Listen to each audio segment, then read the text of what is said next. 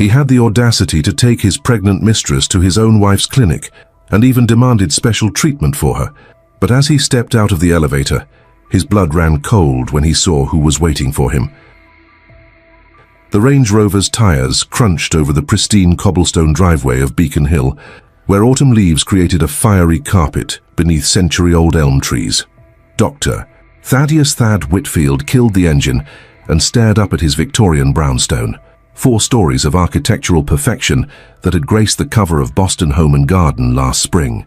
The corner mansion, with its wrought-iron balconies and meticulously restored facade, represented everything he'd achieved in his 45 years.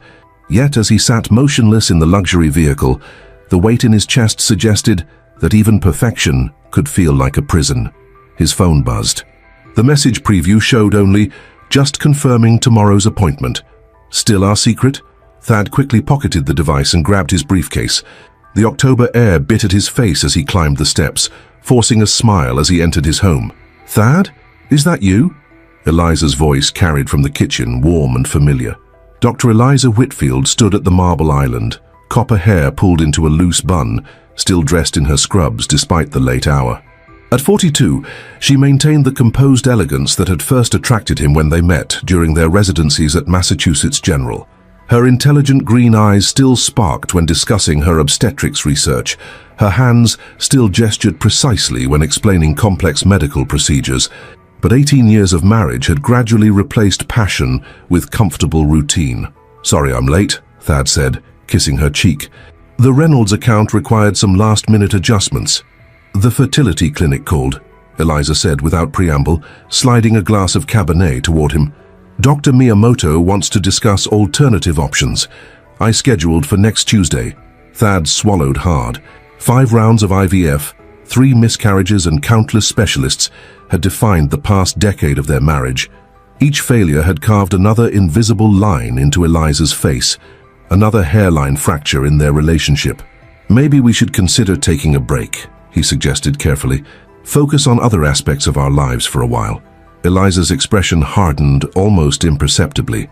"You mean, give up?" "I mean, accept that some things aren't meant to be." He loosened his tie.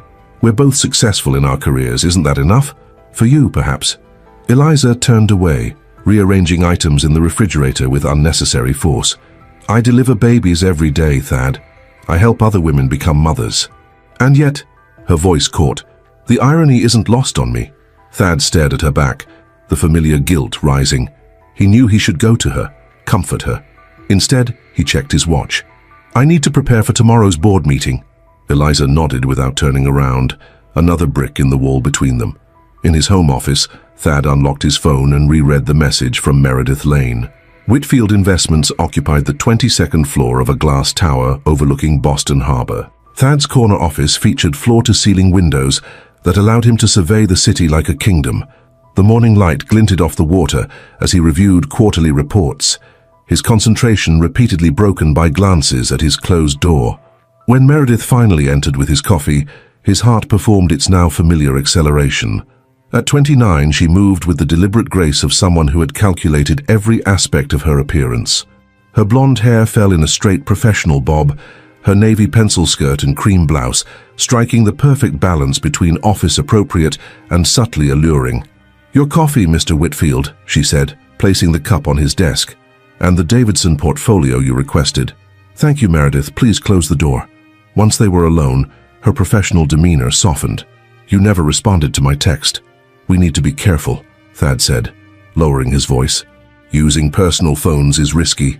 "So is what we've been doing for the past 9 months," she countered, perching on the edge of his desk. "About tomorrow's appointment. I've arranged everything. Dr. Patterson is new to the clinic. She won't recognize either of us." "And if someone else does?" "Your wife's name is on the building, Thad."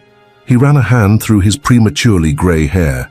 "Eliza will be at a conference in Chicago. We'll use your middle name as your last. It's perfectly safe." Meredith studied him, her blue eyes calculating. "You still haven't told her about us, have you, about the baby?" The word made Thad flinch. 4 months ago, in a New York hotel room during a business trip, Meredith had first welcomed him into her bed. What began as an escape from his failing marriage had evolved into something more complicated, something he couldn't easily categorize or contain. When she'd told him about the pregnancy 2 weeks ago, his first instinct had been panic, followed by a perverse pride he couldn't acknowledge even to himself. "I will," he promised, not for the first time. "But this isn't simple, Meredith. There are considerations, financial arrangements, the firm's reputation, Eliza's clinic, and your child," she interrupted, placing a hand on her still flat stomach. "Our child deserves more than to be your dirty secret." "I have a plan," Thad insisted. "I've been looking at properties in Providence. Somewhere discreet but comfortable. You could take maternity leave, then work remotely while you visit on weekends." Meredith's voice hardened. "Playing 2 separate lives?" "It's temporary," he assured her, taking her hand. "I just need time to handle things properly. And in the meantime, I need proper medical care," she said. "From the best obstetric clinic in Boston." Thad felt a cold trickle of foreboding. "There are other excellent doctors, none with the reputation of Beacon Maternity. You said so yourself when you helped Eliza launch it." Her expression softened deliberately. "Don't you want the best for our baby?" The manipulation was obvious, but effective. "Of course I do." "Then pick me up at 10 tomorrow, Dr. Patterson at 11. She squeezed his hand before standing. "And Thad, wear something casual, not your usual Brooks Brothers look."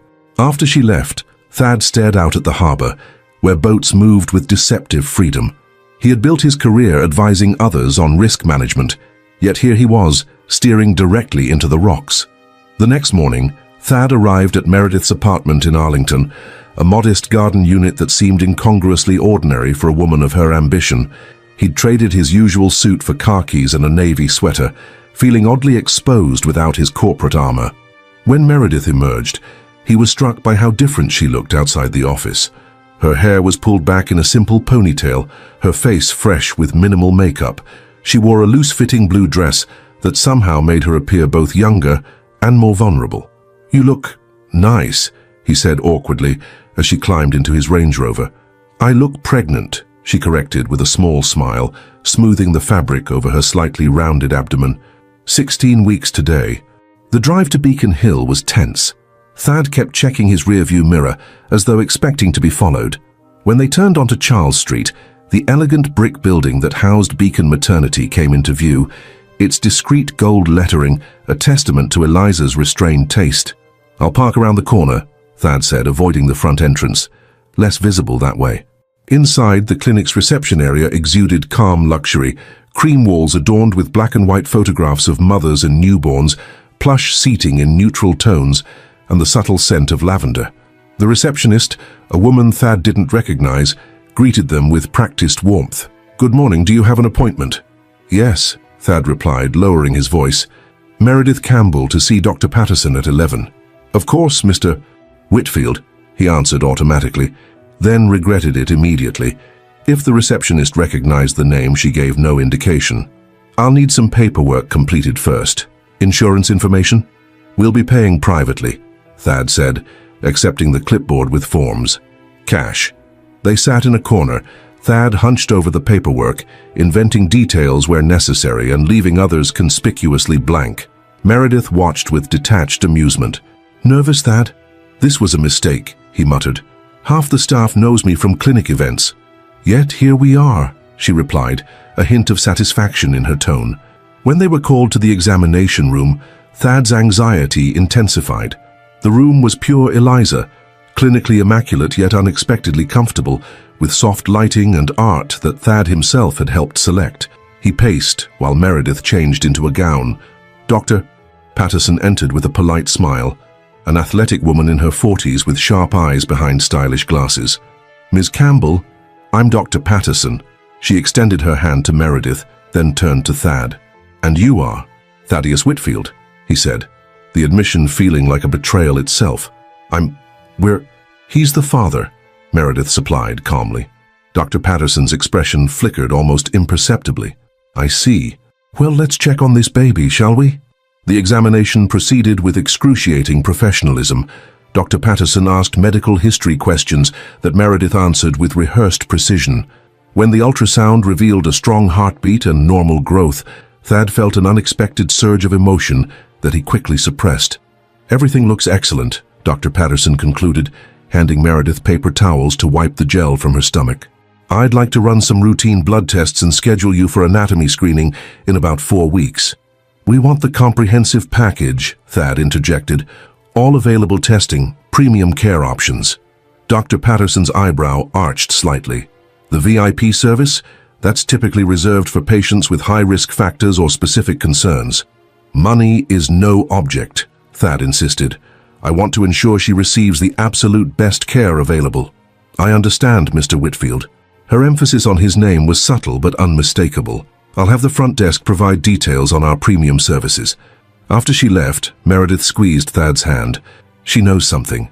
Impossible. She's new to the clinic. Probably doesn't even know Eliza personally. You're not exactly anonymous in Boston healthcare circles, Thad. Following the blood draw and scheduling, they proceeded to checkout, where Thad insisted on paying cash despite the receptionist's obvious surprise. As they waited for the elevator, his shoulders began to relax. They had nearly made it. The elevator doors opened and they stepped inside. Meredith leaned against Thad with a sigh of relief. That wasn't so bad, was it? We're not clear yet, he murmured, watching the floor numbers illuminate in sequence. When the doors opened on the ground floor, Thad's world collapsed in an instant. Standing directly before them, still wearing her conference lanyard, was Eliza. Beside her stood Dr. Patterson. Time seemed to stop. Eliza's eyes moved from Thad to Meredith, down to their clasped hands, and finally to Meredith's subtly rounded abdomen. The color drained from her face, replaced by an unnatural calm that Thad recognized as infinitely more dangerous than anger. "Thad," she said, her voice clinical and detached. "What an unexpected surprise." Meredith took an instinctive step back, one hand moving protectively to her stomach. "Eliza," Thad stammered. "You're supposed to be in Chicago." "Clearly," she replied, her gaze never leaving his face. "The conference was cut short due to weather." She turned to Dr. Patterson. "Thank you for alerting me, Doctor. Would you mind giving us some privacy?" As Dr. Patterson retreated, Eliza addressed Meredith directly for the first time. "Ms. Lane, isn't it? From Thad's office. I believe we met at last year's holiday party." Meredith blanched. "Dr. Whitfield, Campbell," Eliza corrected with deadly precision. "At least that's what you wrote on your intake forms." She gestured toward a frosted glass door. "Shall we continue this discussion in my office?" The walk through the clinic was excruciating. Thad felt the eyes of every staff member following them, could almost hear the whispers that would begin the moment they passed. Eliza led them with the confident stride of someone firmly in control, stopping to murmur something to her assistant before ushering them into her private office. The space reflected Eliza perfectly, organized, elegant, with carefully selected art and awards displayed with tasteful restraint. She took her seat behind the desk, motioning for them to sit opposite her. 16 weeks, she said without preamble, looking at Meredith's abdomen. "Which means this began around July. Perhaps during your New York conference, Thad." He couldn't speak, couldn't move.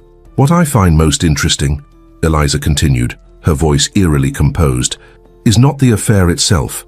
Affairs happen. It's bringing your pregnant mistress to my clinic, to the building with my name on it, that truly demonstrates either astonishing arrogance or deliberate cruelty." "It wasn't like that," Thad finally managed. "Meredith wanted the best care and I thought you would be away, so you lied to my staff, used a false name and paid in cash." Eliza's gaze sharpened. "Very thorough." Meredith leaned forward. "The deception was my idea, Dr. Whitfield. I insisted on coming here." "Did you?" It wasn't a question. Eliza studied her with clinical detachment. "And why, exactly, would you do that?" "Because I'm tired of being hidden," Meredith admitted, a challenge in her voice. "Tired of promises about someday." Eliza turned back to Thad. "Promises? How intriguing." "Eliza, please," Thad began. "We can work through this." "Can we?"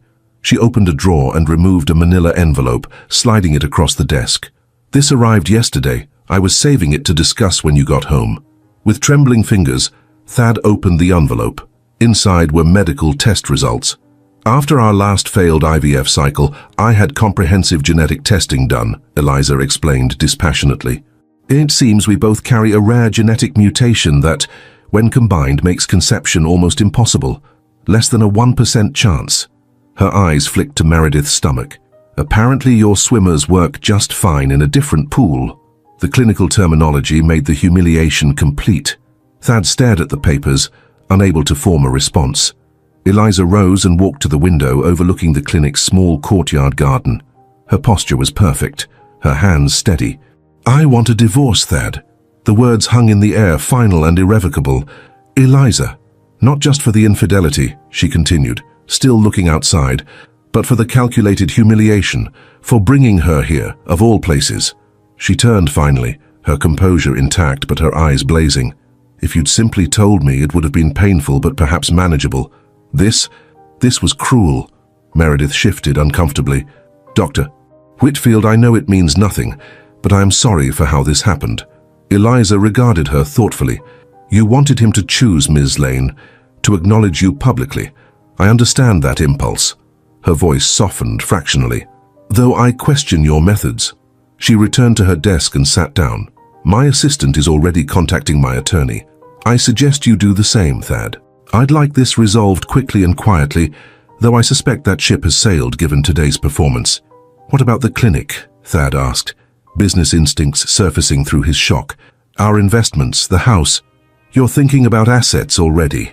Eliza laughed, a sharp, humorless sound. "How very you." She stood, signaling the end of the conversation. "Ms. Lane, I recommend finding another obstetrician. Not for lack of excellent care here, my doctors are exceptional, but for everyone's peace of mind." She pressed a button on her desk phone. "Angela, please show Mr. Whitfield and Ms. Lane out through the private exit." As they rose to leave, Eliza added, "And Thad, don't come home tonight. I'll have your essential items packed and sent to the Four Seasons by evening." In the parking lot, Thad turned on Meredith, fury replacing shock. "Did you plan this? Did you want us to get caught?" Meredith met his gaze steadily. "I wanted you to stop hiding me like something shameful. I wanted you to make a choice." "Well, congratulations. My marriage is over." "No, Thad. Your marriage was over the moment you decided to sleep with me. Today just made it official." She placed a hand on her stomach. "Now we need to figure out what comes next." As they drove away, Thad's phone began lighting up with notifications. Word traveled fast in Boston's upper circles. By nightfall, everyone would know. Colleagues, friends, clients. Everything he'd carefully built was crumbling, and he couldn't shake the feeling that this was merely the beginning of his undoing. The Four Seasons penthouse suite felt sterile and impersonal, much like Thad's current state of mind. 3 days after the clinic confrontation, he stood at the window watching Boston's financial district bustle below, his phone vibrating incessantly with messages he couldn't bring himself to answer. The breakfast tray sat untouched, the Wall Street Journal unopened. His world was unraveling with stunning efficiency. A sharp knock interrupted his thoughts. He opened the door to find Marcus Donovan, his oldest friend and the firm's lead attorney, looking grim in an immaculately tailored suit. "You look like hell," Marcus observed, stepping inside and surveying the scattered clothes and half-empty whiskey glasses. "Board meeting starts in an hour. I came to make sure you're actually showing up." "Is that wise?" Thad asked, gesturing vaguely to himself. "Given the circumstances?" Marcus's expression hardened. "The circumstances where you knocked up your assistant and got caught at your wife's medical practice? Those circumstances?" Thad winced. Word travels fast. In Boston high society, at lightning speed. Marcus tossed a garment bag onto the bed.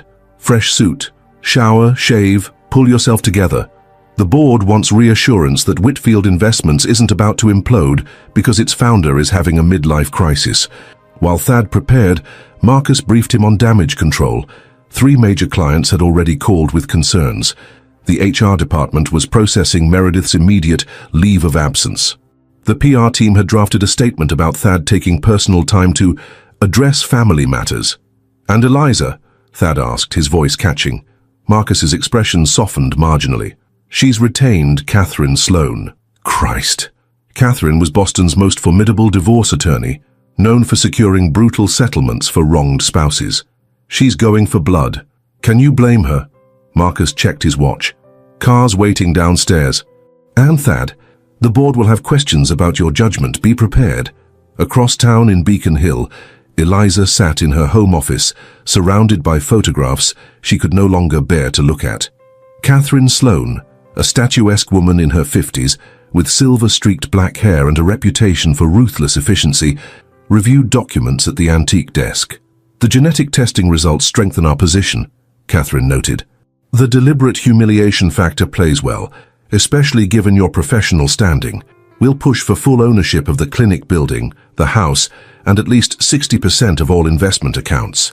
Eliza nodded mechanically. After 20 years with Thad, 18 of them married, she found herself reduced to dividing assets and calculating her worth in percentages.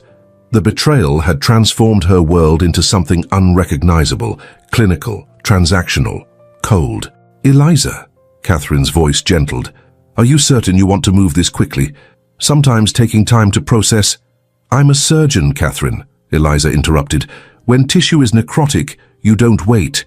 You excise it immediately to prevent further damage. She stared at her wedding photo, Thad's smile now seeming like that of a stranger. I want this over with as efficiently as possible. A text message lit up her phone. Dr. Patterson. Staff meeting went well. Clinic functioning normally. No patients cancelled. Taking that patient file you requested to the lab personally. At least the clinic was stable. Eliza had called an emergency staff meeting the day after the confrontation, addressing the situation with characteristic directness. No gossip, no speculation, just facts and a clear path forward. Her team had rallied around her, their loyalty a small comfort in the storm. There's one more thing, Catherine said hesitantly. Have you considered how to handle the pregnancy? Eliza's hand tightened around her pen. The child is innocent in all this. I won't be vindictive toward an unborn baby. Of course not. But the child represents a significant financial obligation for Thaddeus, one that will affect your settlement negotiations. Eliza considered this. I want specifics in the agreement. Whatever support he provides for that child comes from his personal assets, not our marital property. Catherine nodded approvingly. That's precisely the approach I'd recommend. After her attorney left, Eliza allowed herself a moment of weakness. She moved to the master bathroom and gripped the marble counter, staring at her reflection. The woman looking back seemed altered, eyes harder, mouth tighter. She opened the cabinet where Thad's grooming products still sat in perfect alignment. With one sweep of her arm, she sent them clattering into the trash can. Her phone rang. Doctor. Miyamoto from the fertility clinic, no doubt calling about their cancelled appointment. Eliza declined the call, unable to face the irony of her situation. For years, she'd endured invasive procedures and crushing disappointments, all while Thad apparently had no difficulty impregnating his 20-something assistant. Instead, she texted her oldest friend, Diana Chen, chief of surgery at Massachusetts General. Wine tonight? Need to not be alone. In Arlington, Meredith paced her small apartment, anxiety mounting with each unanswered call to Thad. After dropping her at home following the confrontation, he'd vanished into radio silence for 3 days. The clinic had already called to reschedule her appointment, clearly code for find another doctor. Her mother's voice on the phone earlier hadn't helped. I told you getting involved with a married man would end badly. What were you thinking, Meredith? What had she been thinking? The question haunted her. When the attraction between her and Thad first crackled to life, she'd convinced herself it was more than physical, that he truly saw her, valued her beyond her efficiency and appearance. When the affair began, she'd believed his promises about their connection being different, special. The pregnancy had been unexpected, but not entirely unwelcome. Something in her had recognized it as leverage, a permanent connection to the world Thad inhabited, a world of privilege she'd glimpsed only from the periphery. But now, faced with his retreat, doubt crept in. Had she miscalculated? Her phone finally chimed with a text from Thad. Board meeting finished. Need to discuss arrangements. Dinner at 8? Four Seasons restaurant. Private room. At least he wasn't abandoning her completely. Meredith moved to her closet, considering options. The blue dress from the clinic visit was now tainted with unpleasant associations. She selected a simple black wrap dress instead, sophisticated but understated, projecting composure she didn't feel. Her hand drifted to her stomach, the small bump, now a constant reminder of decisions that couldn't be undone. It's you and me now, she whispered. We'll figure this out. The private dining room at the Four Seasons offered discretion and luxury, though Thad had never felt less like celebrating. The board meeting had been brutal. Thinly veiled concerns about his judgment, questions about his ability to lead during personal turmoil, suggestions that he take a temporary leave of absence. Only his controlling interest in the company had prevented a more drastic outcome. When Meredith arrived, he was struck by how composed she appeared. Elegant, confident, showing no outward signs of the chaos she'd helped create. She slid into the seat across from him, declining the wine the server offered. "You've been unreachable," she said once they were alone. No preamble or pleasantries. "I've been dealing with the professional fallout of our situation," Thad replied stiffly. "The board is concerned, clients are nervous, and Eliza has hired Catherine Sloan as her divorce attorney." Meredith's expression didn't change. "And what about us? About your child? That's why I asked you here." Thad leaned forward, voice low despite the private room. "I've secured an apartment in Back Bay, 3 bedrooms, doorman building, excellent security. It's under a corporate entity for privacy." "For me to live in?" Meredith clarified. "Alone. For now, yes. I can't move in immediately. It would complicate the divorce proceedings. But it would be yours and the baby's home, fully paid for. And where will you be living?" "The hotel, temporarily. Then I'll need to find something suitable." "Something separate," Meredith observed flatly.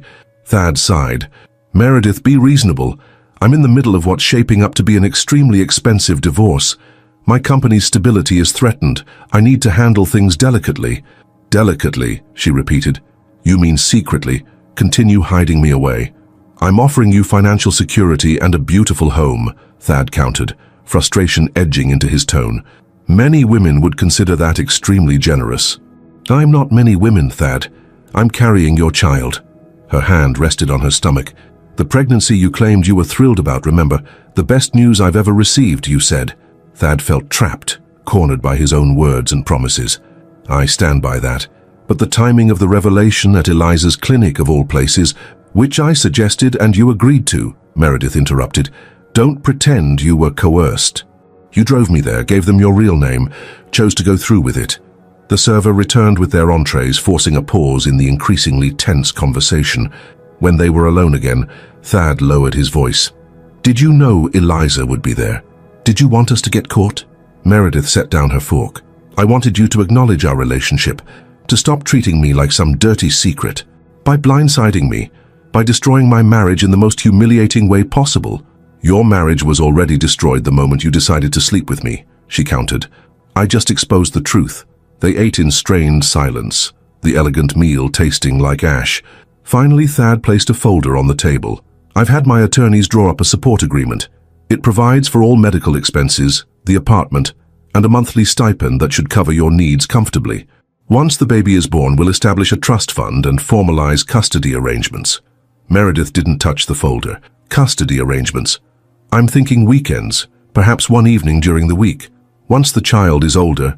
"The child," she echoed. "Your son or daughter has been reduced to a legal obligation." Thad rubbed his temples. "What do you want from me, Meredith?" "I'm trying to do the right thing." "The right thing would have been honesty from the beginning. The right thing would be treating me like a partner, not a problem to be managed." She pushed away her barely touched plate. "I won't sign anything tonight. I'll have my own attorney review these documents." "You have an attorney?" "I will by tomorrow." She stood, gathering her purse. "One more thing, Thad. I had my first ultrasound today, with a new doctor, obviously. It's a girl." The revelation hit Thad with unexpected force. A daughter. Not an abstract concept or legal complication, but a little girl. His little girl. "Meredith, wait. I'll text you the address where you can send my things from the office," she said, already walking away. "My replacement will need my desk cleared." Diana Chen's Charlestown loft offered sweeping views of the harbor, and more importantly, privacy. Eliza sat curled on the leather sofa, wineglass in hand, while Diana listened to the unvarnished account of her marriage's implosion. "I kept thinking I was hallucinating," Eliza concluded, "that I wasn't actually seeing my husband and his pregnant mistress stepping out of an elevator in my clinic." Diana, a formidable cardiothoracic surgeon with a reputation for bluntness, shook her head. "The audacity is almost impressive. What kind of narcissist brings his pregnant mistress to his wife's medical practice?" "One who's never faced consequences," Eliza said bitterly. "Thad's entire life has been a series of successes and advantages. Even our fertility struggles somehow became about him. His disappointment, his frustration.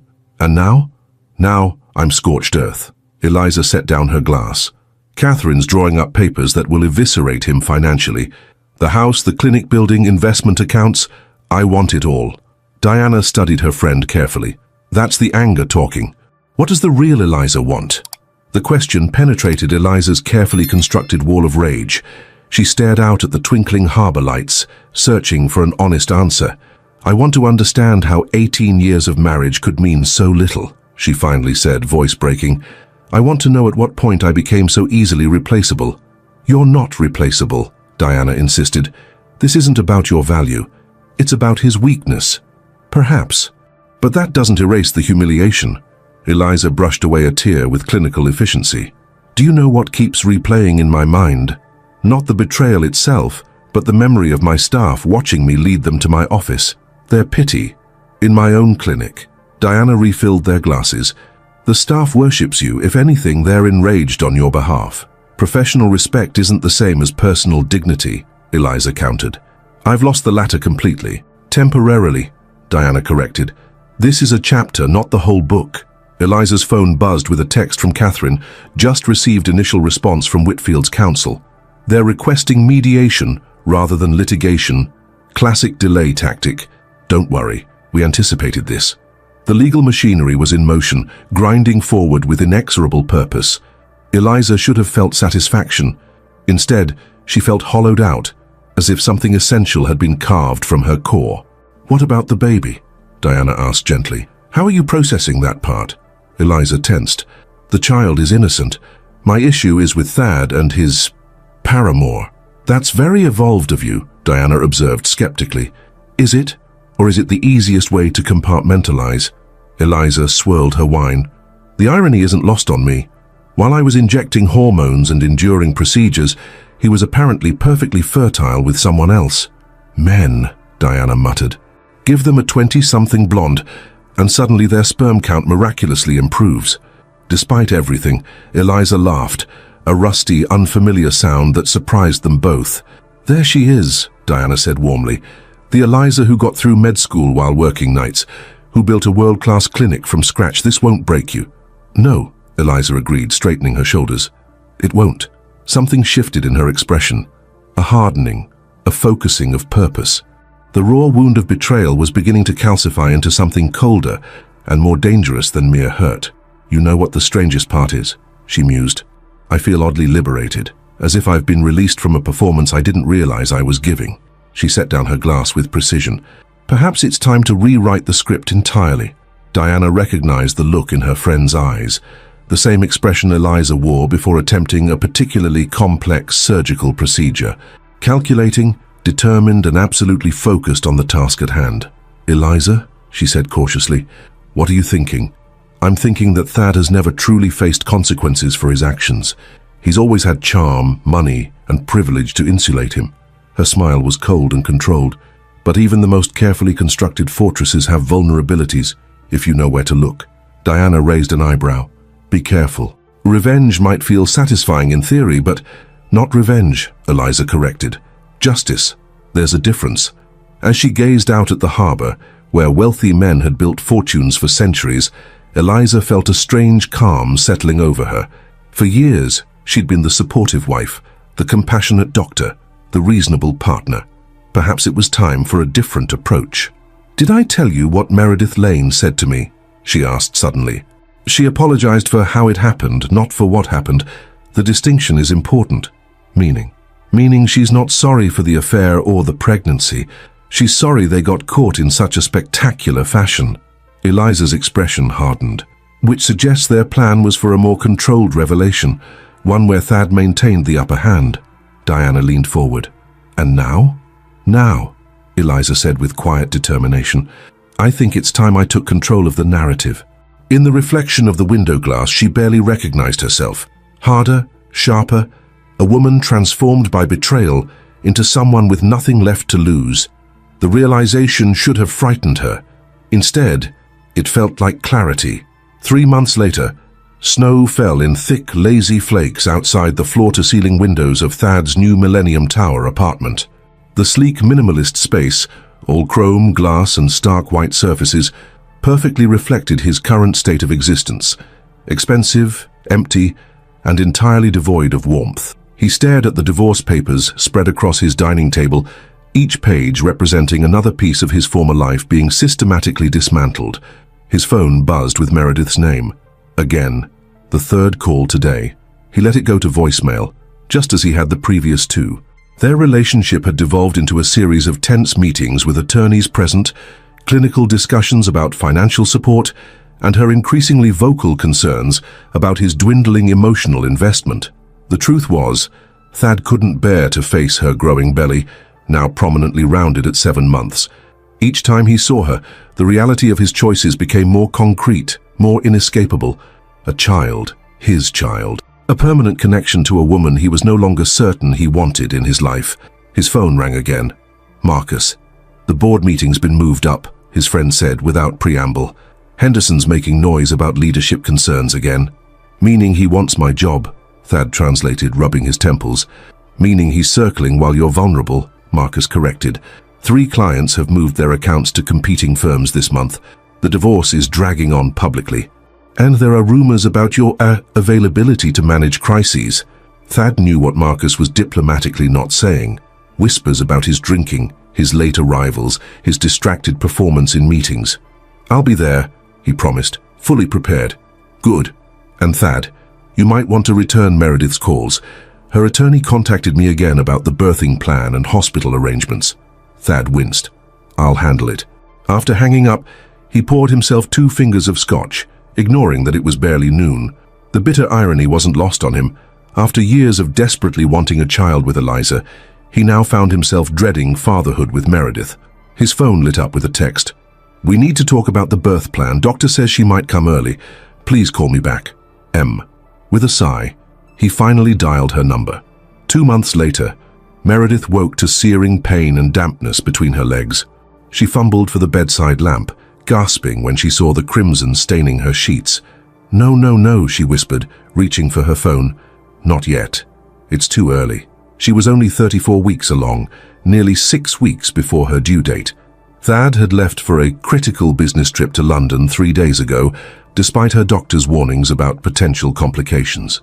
The penthouse apartment he'd arranged for her felt cavernous and sterile as she called 911, her voice shaking as she explained the situation. Stay calm, ma'am, the dispatcher instructed. The ambulance is on its way. Is there someone you can call to meet you at the hospital? Meredith thought of her mother in Arlington, who had barely spoken to her since learning of the pregnancy. Her few friends had slowly distanced themselves, uncomfortable with her complicated situation. And Thad was an ocean away, probably sleeping off another night of client entertainment. No, she admitted, there's no one. At Massachusetts General Hospital, events accelerated with terrifying speed. The bleeding wasn't stopping. The baby's heart rate was dropping. Terms like placental abruption and emergency C-section swirled around her as she was rushed into an operating room, the faces of medical staff blurring above her. We need to deliver immediately, the attending obstetrician explained, his voice calm but urgent. Your baby is in distress. But she's too small, Meredith protested weakly. Too early. We have an excellent NICU team standing by, he assured her as the anesthesiologist began the spinal block. Try to stay calm. Through a haze of fear and medication, Meredith heard the rhythmic beeping of monitors, the efficient communication of the surgical team, and then, impossibly small, impossibly fragile, a thin cry that faded almost immediately. Girl, 4 pounds, 2 ounces, someone announced clinically. Apgar 6. Is she okay? Meredith tried to lift her head. Why isn't she crying more? The neonatologist is with her now, the obstetrician said, focused on completing the surgery. They're taking her to the NICU. I need to see her, Meredith insisted, panic rising. A nurse leaned into her field of vision. As soon as you're stable, we'll take you to her. She needs immediate specialized care right now.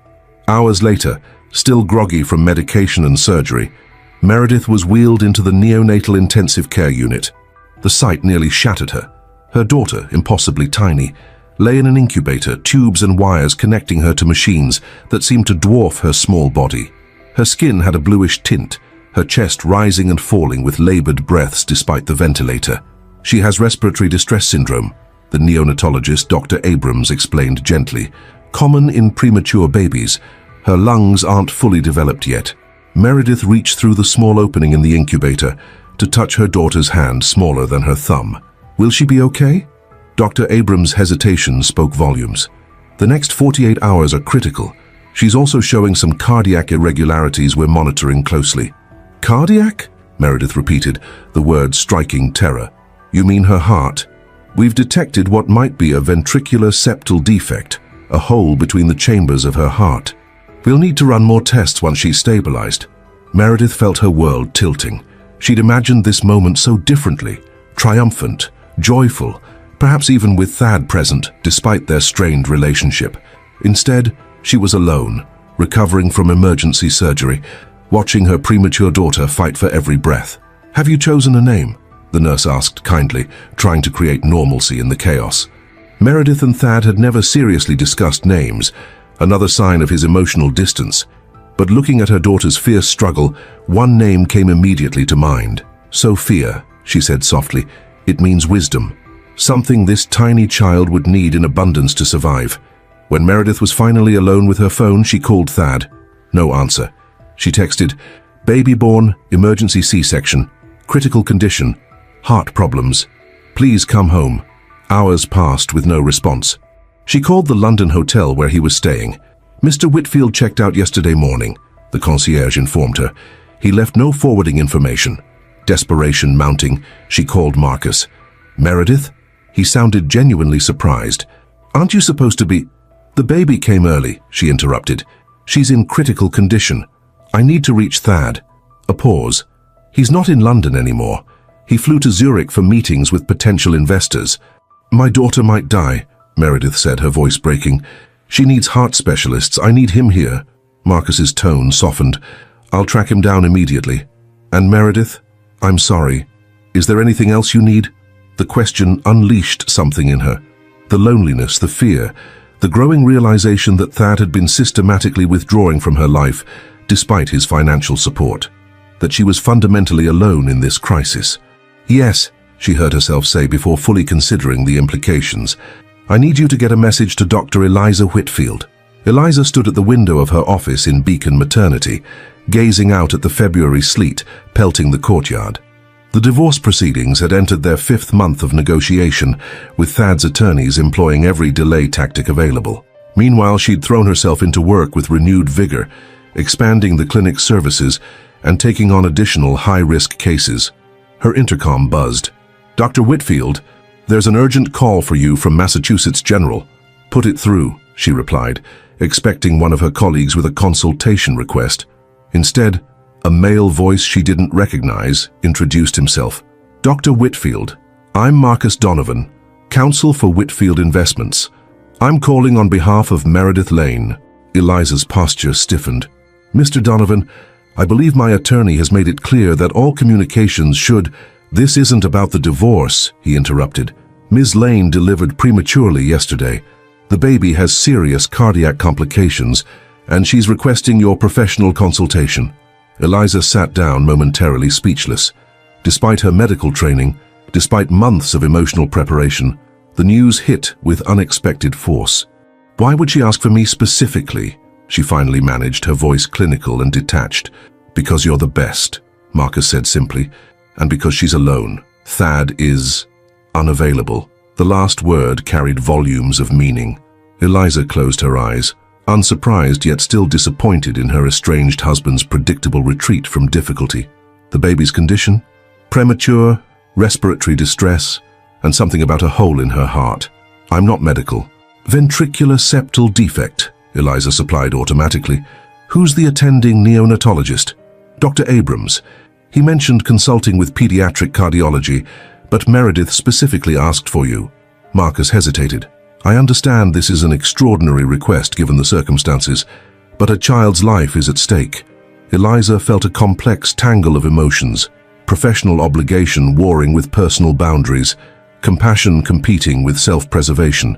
The irony wasn't lost on her, being asked to save the child that had destroyed her marriage. "I'll call Dr. Abrams directly," she said finally.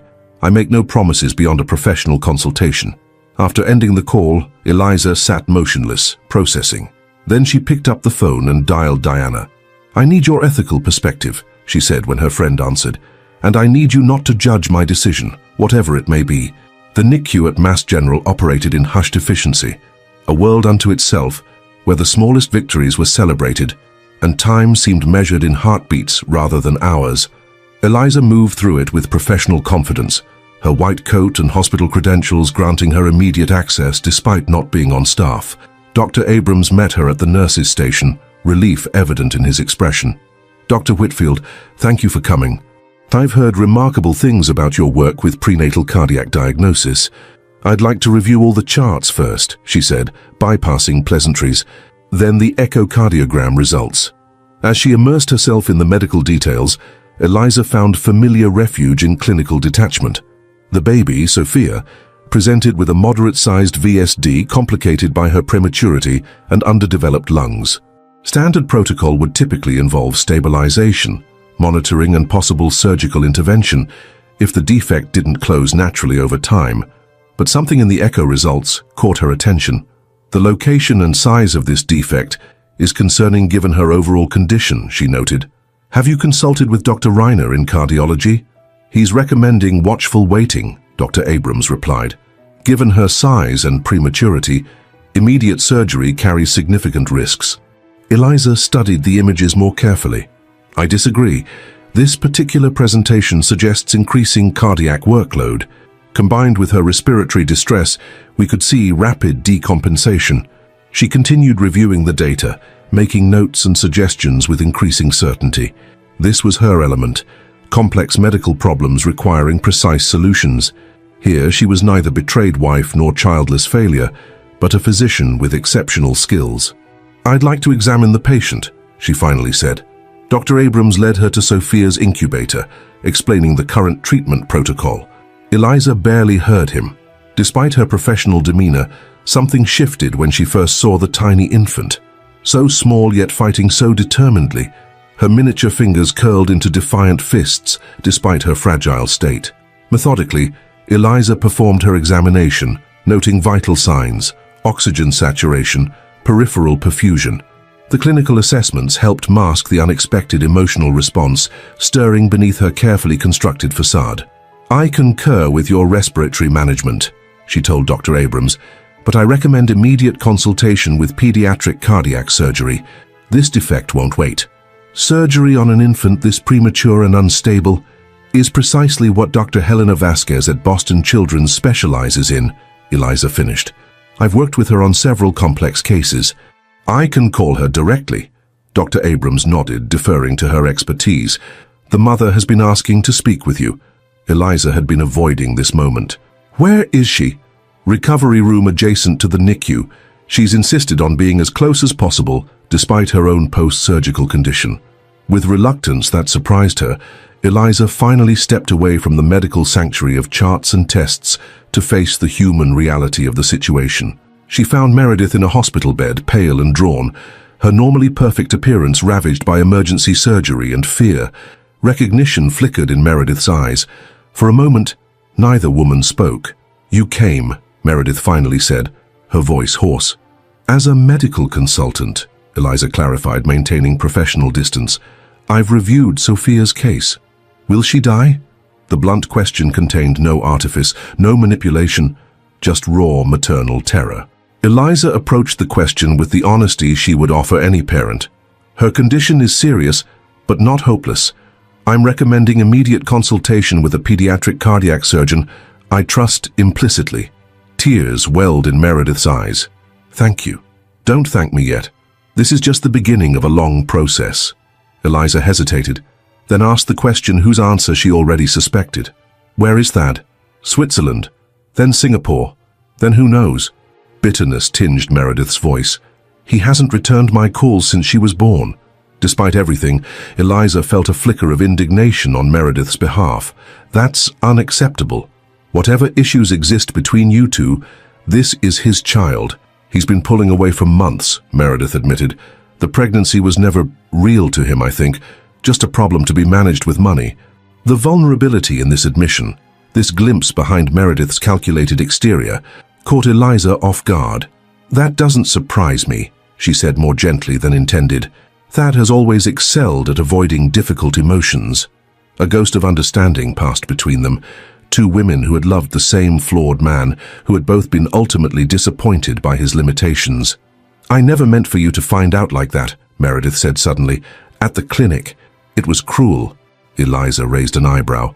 "But you did mean for me to find out eventually." "Yes." No excuse, no justification, just honesty. I was tired of being hidden away, of promises that never materialized into action. Another silence fell, less hostile than before. "I should check on Sophia's latest labs," Eliza said finally, retreating to professional territory. "I'll speak with Dr. Vasquez about surgical options."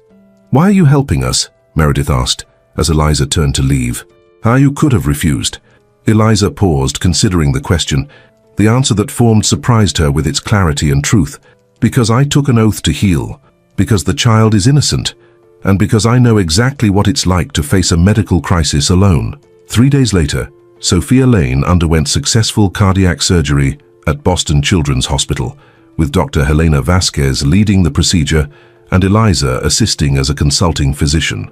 The operation, while still risky given the infant's size and age, had become urgently necessary when her condition deteriorated rapidly, exactly as Eliza had predicted.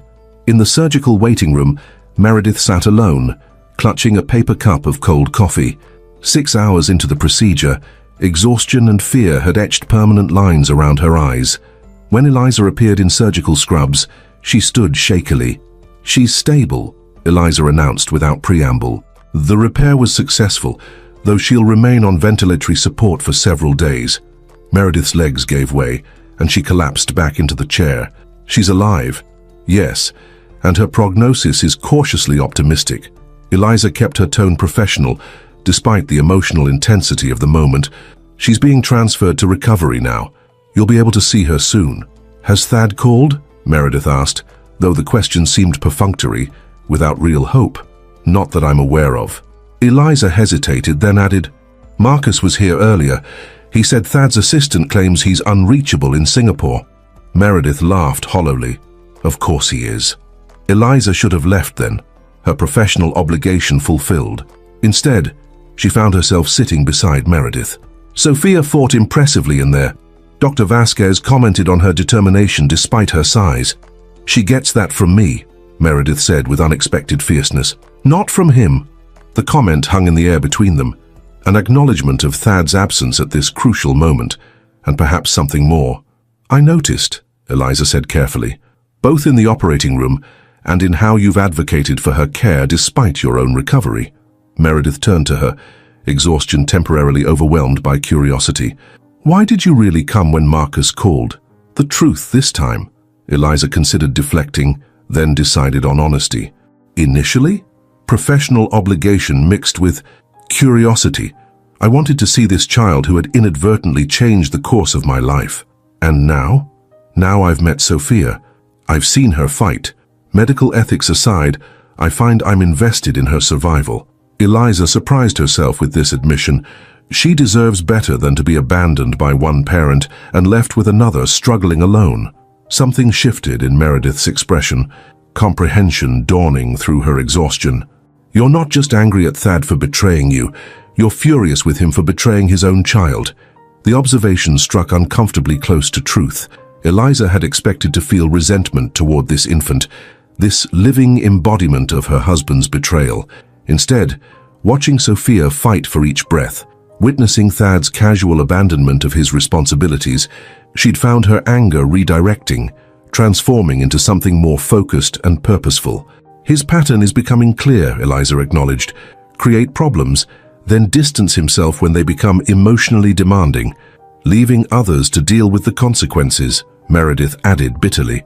The understanding that passed between them in that moment, the shared recognition of Thad's fundamental character flaw, formed an unexpected bridge across their adversarial positions. Eliza's pager beeped with a message from Dr. Vasquez. As she stood to leave, something crystallized in her mind, the first outline of a plan that had been subconsciously forming since she'd first seen Sophia's tiny, determined face. "Meredith," she said, choosing her words carefully, "I think it's time we discussed Thad's absence in a more comprehensive way, not just emotionally but legally and financially." Meredith looked up, confusion giving way to dawning comprehension. "What are you suggesting?" that perhaps the two women he's abandoned might have more leverage together than separately.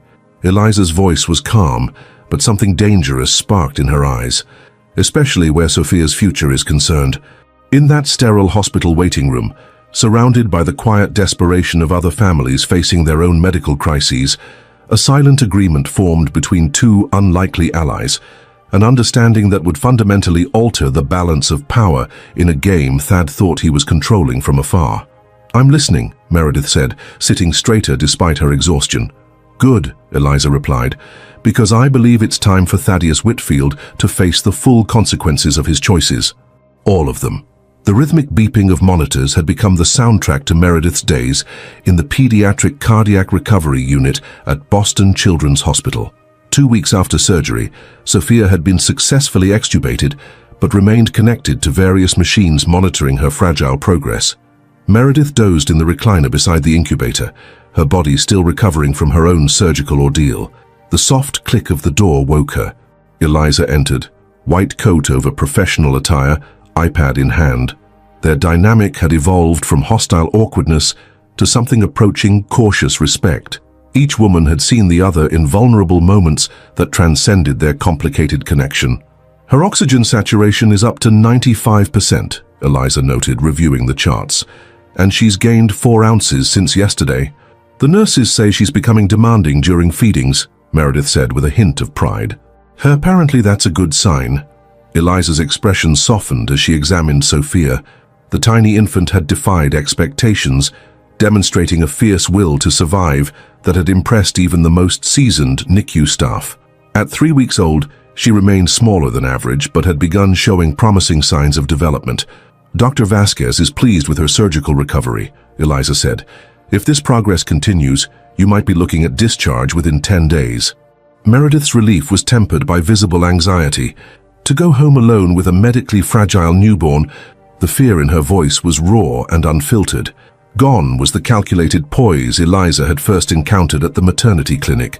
In its place was an exhausted new mother terrified of failing her vulnerable child. "The hospital will arrange home nursing visits," Eliza assured her, "and you'll have training sessions before discharge." "Has there been any word from Thad?" Eliza asked, already knowing the answer. Meredith's bitter laugh contained no humor. His assistant sent flowers and a note saying he's deeply concerned, but unavoidably detained by crucial investment negotiations in Asia. Meanwhile, he's missed his daughter's birth surgery and first 3 weeks of life, Eliza observed with clinical detachment that barely masked her disgust. "Marcus says Thad's behavior could strengthen our position in support negotiations," Meredith said, attempting to sound pragmatic despite her obvious hurt. Eliza hesitated, then made a decision. "Speaking of financial matters, there's something we should discuss." She pulled a chair close to Meredith's. "I've been reviewing some documents my attorney discovered during divorce proceedings." She opened her iPad to display financial statements. "Thad has been systematically moving assets offshore for at least 18 months, well before your relationship began." Meredith stared at the screen, processing the implications. "He's hiding money from both of us. From everyone. His company, tax authorities, and most definitely from any support arrangements for Sophia." Eliza scrolled through additional documents. "There's a pattern of transfers to accounts in the Cayman Islands, Singapore, and Switzerland. Why are you showing me this?" "Because while our attorneys fight separate battles, Thad is ensuring there will be less for either of us to claim." Eliza's tone was measured, strategic, particularly for Sophia's future medical needs, which could be substantial. Meredith looked toward her sleeping daughter, her expression hardening. "What do you suggest?" "A coordinated approach. My attorney, Catherine Sloan, has connections at the SEC and IRS.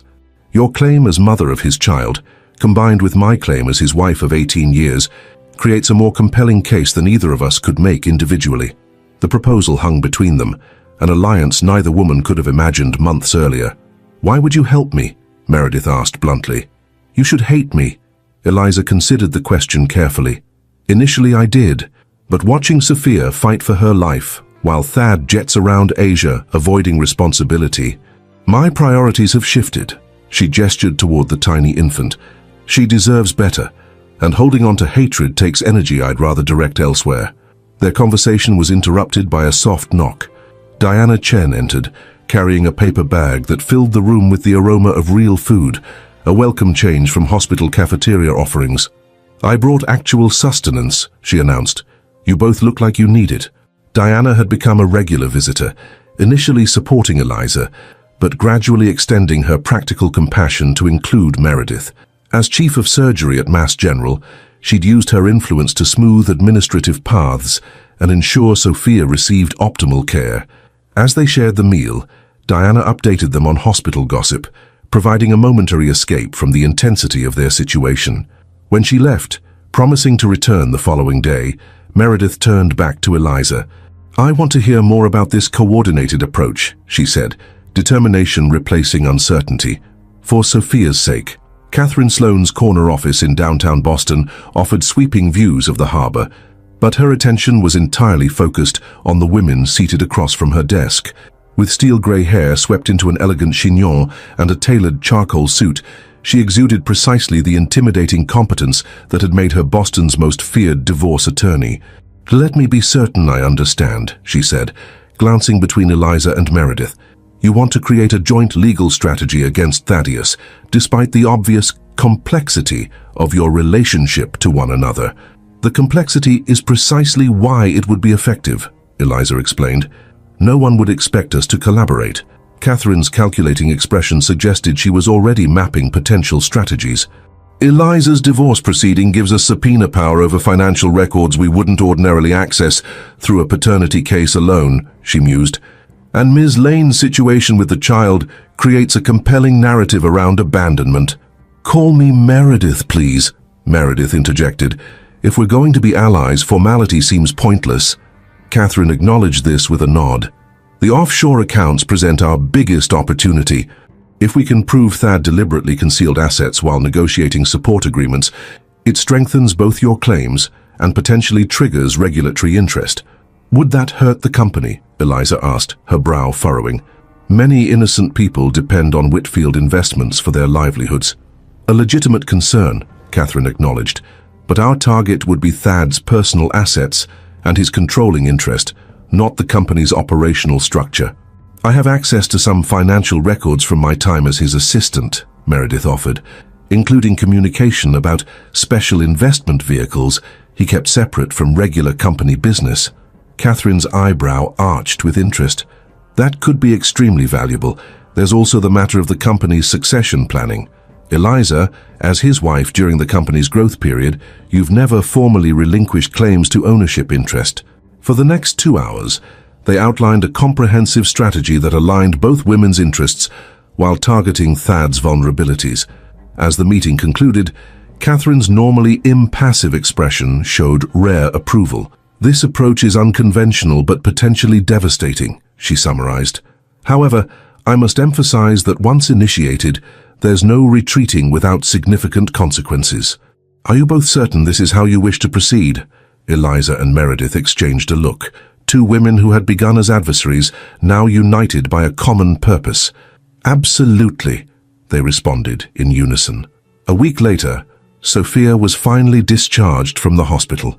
Meredith stood in the lavish penthouse Thad had arranged, surrounded by expensive baby furniture that had arrived while she was hospitalized, his way of demonstrating support without actual presence.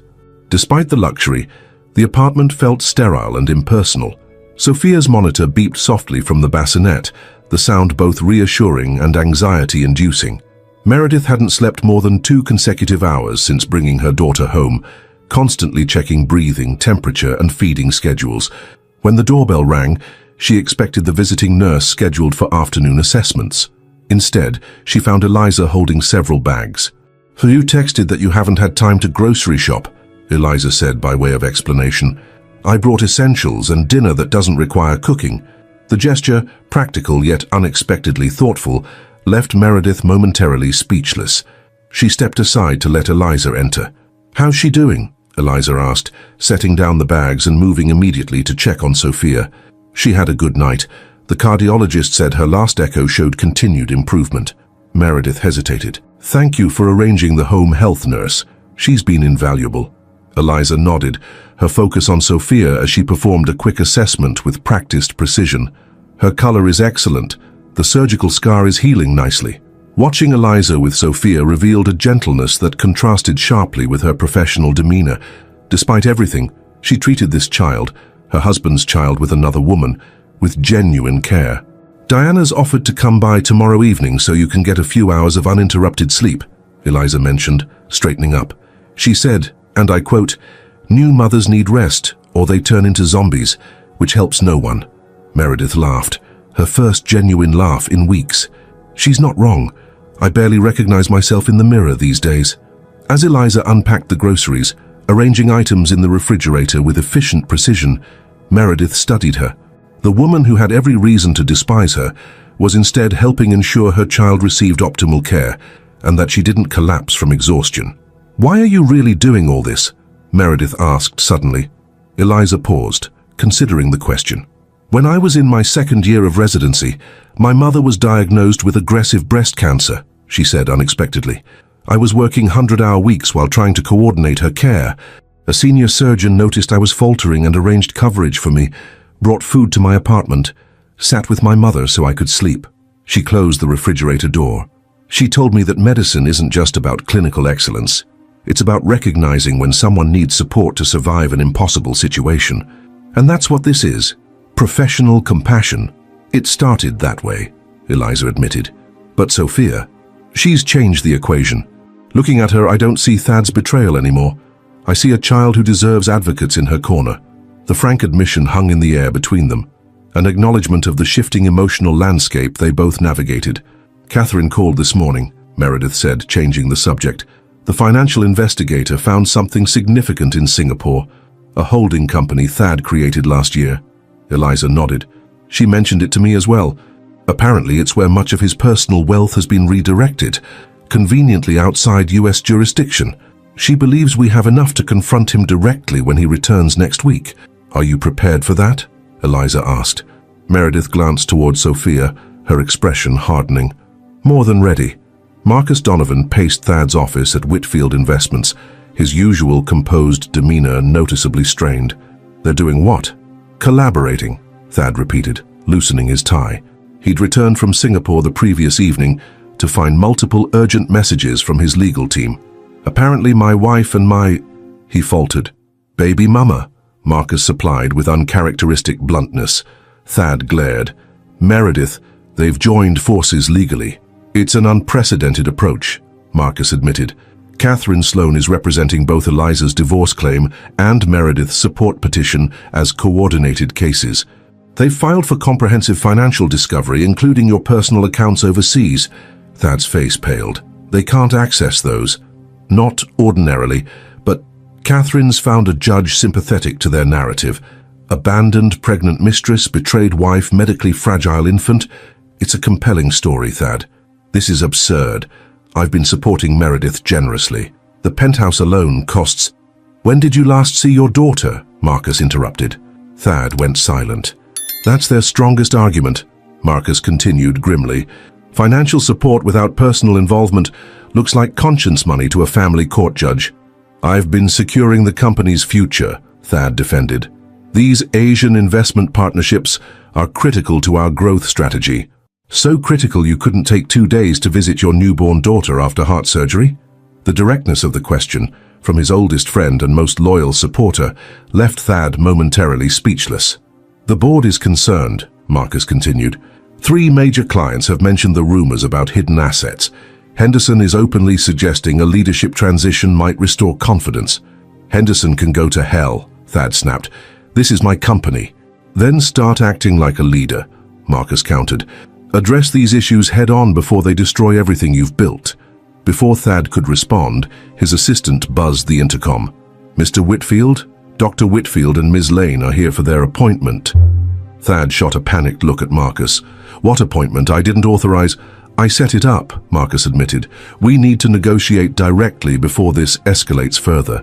The door opened to reveal Eliza and Meredith, a study in contrasts yet united in purpose. Eliza in a tailored navy suit projecting professional authority. Meredith more subdued in a simple dress, the physical toll of recent events evident in her posture despite her determined expression. "Thad," Eliza greeted him coolly, "you're looking well rested. Singapore agreed with you, apparently." The subtle dig at his absence during Sophia's medical crisis wasn't lost on anyone in the room. "What is this about?" Thad demanded, struggling to maintain composure. "If you have legal concerns, they should go through proper channels." "We're here to offer you an opportunity," Eliza replied, setting her briefcase on the conference table. "Before things become irreparably public." Meredith stepped forward, extending her phone. "Would you like to see your daughter? She's 3 weeks old today." The directness of the gesture caught Thad off guard. He hesitated, then took the phone. On the screen was a tiny infant, still connected to monitors, but with eyes open, staring intently at the camera. "She has your chin," Meredith observed, "and unfortunately your heart structure. The cardiologist says she'll need ongoing care throughout childhood." Thad handed the phone back, visibly uncomfortable. "I'm prepared to cover all medical expenses, of course." "With which funds?" Eliza asked pleasantly.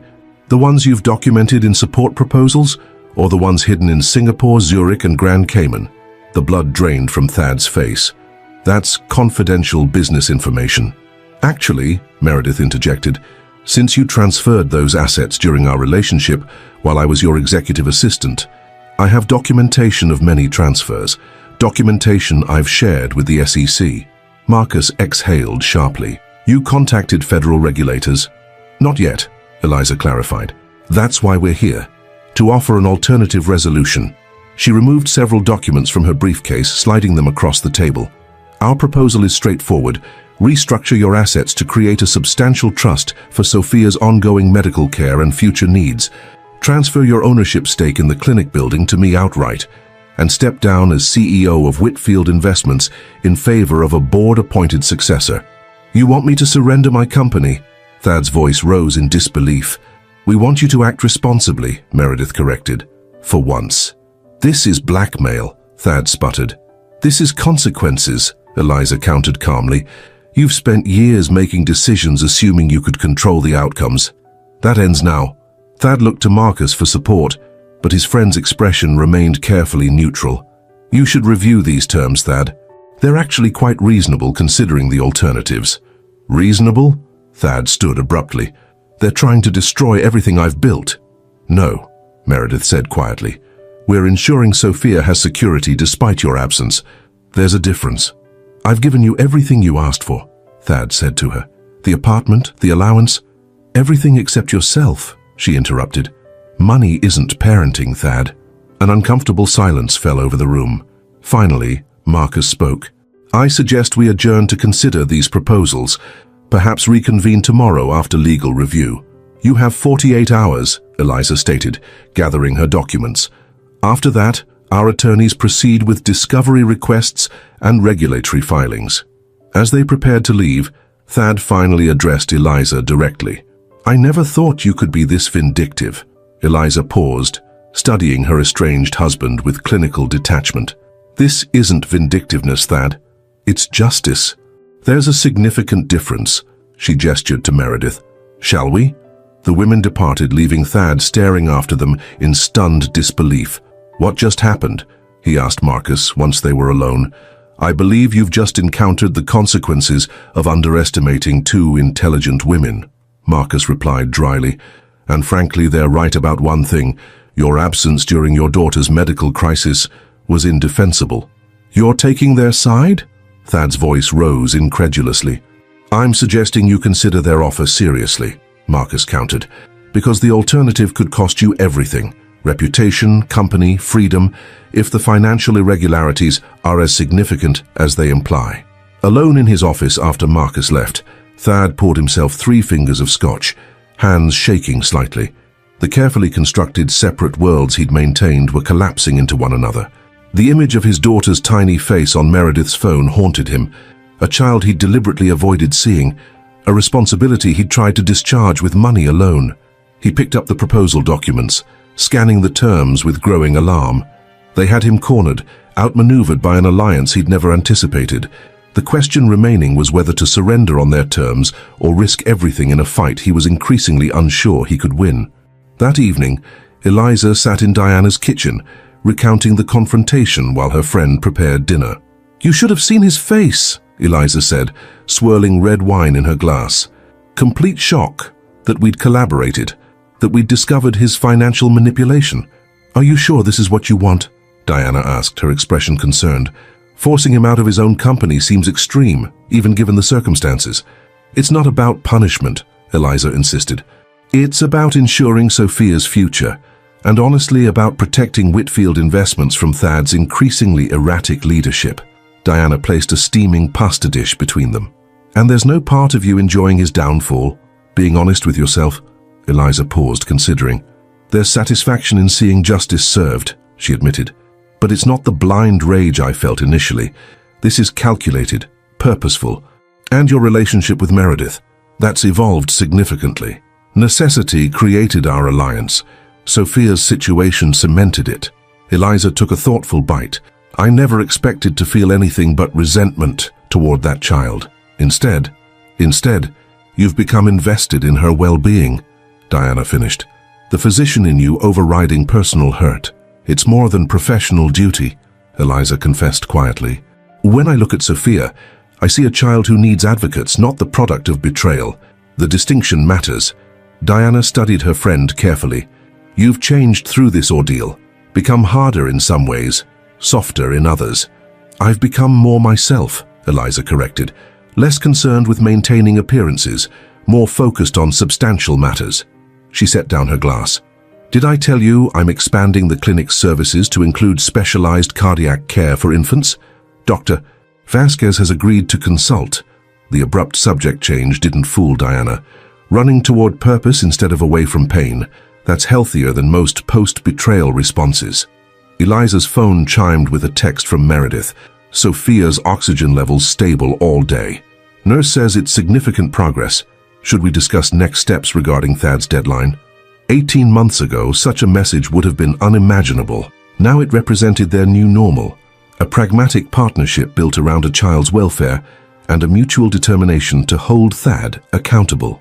What happens if he refuses your terms? Diana asked. Eliza's expression hardened with resolve. Then we proceed with Plan B. Catherine has already prepared the regulatory filings and court motions. One way or another, Thad will face the consequences of his choices.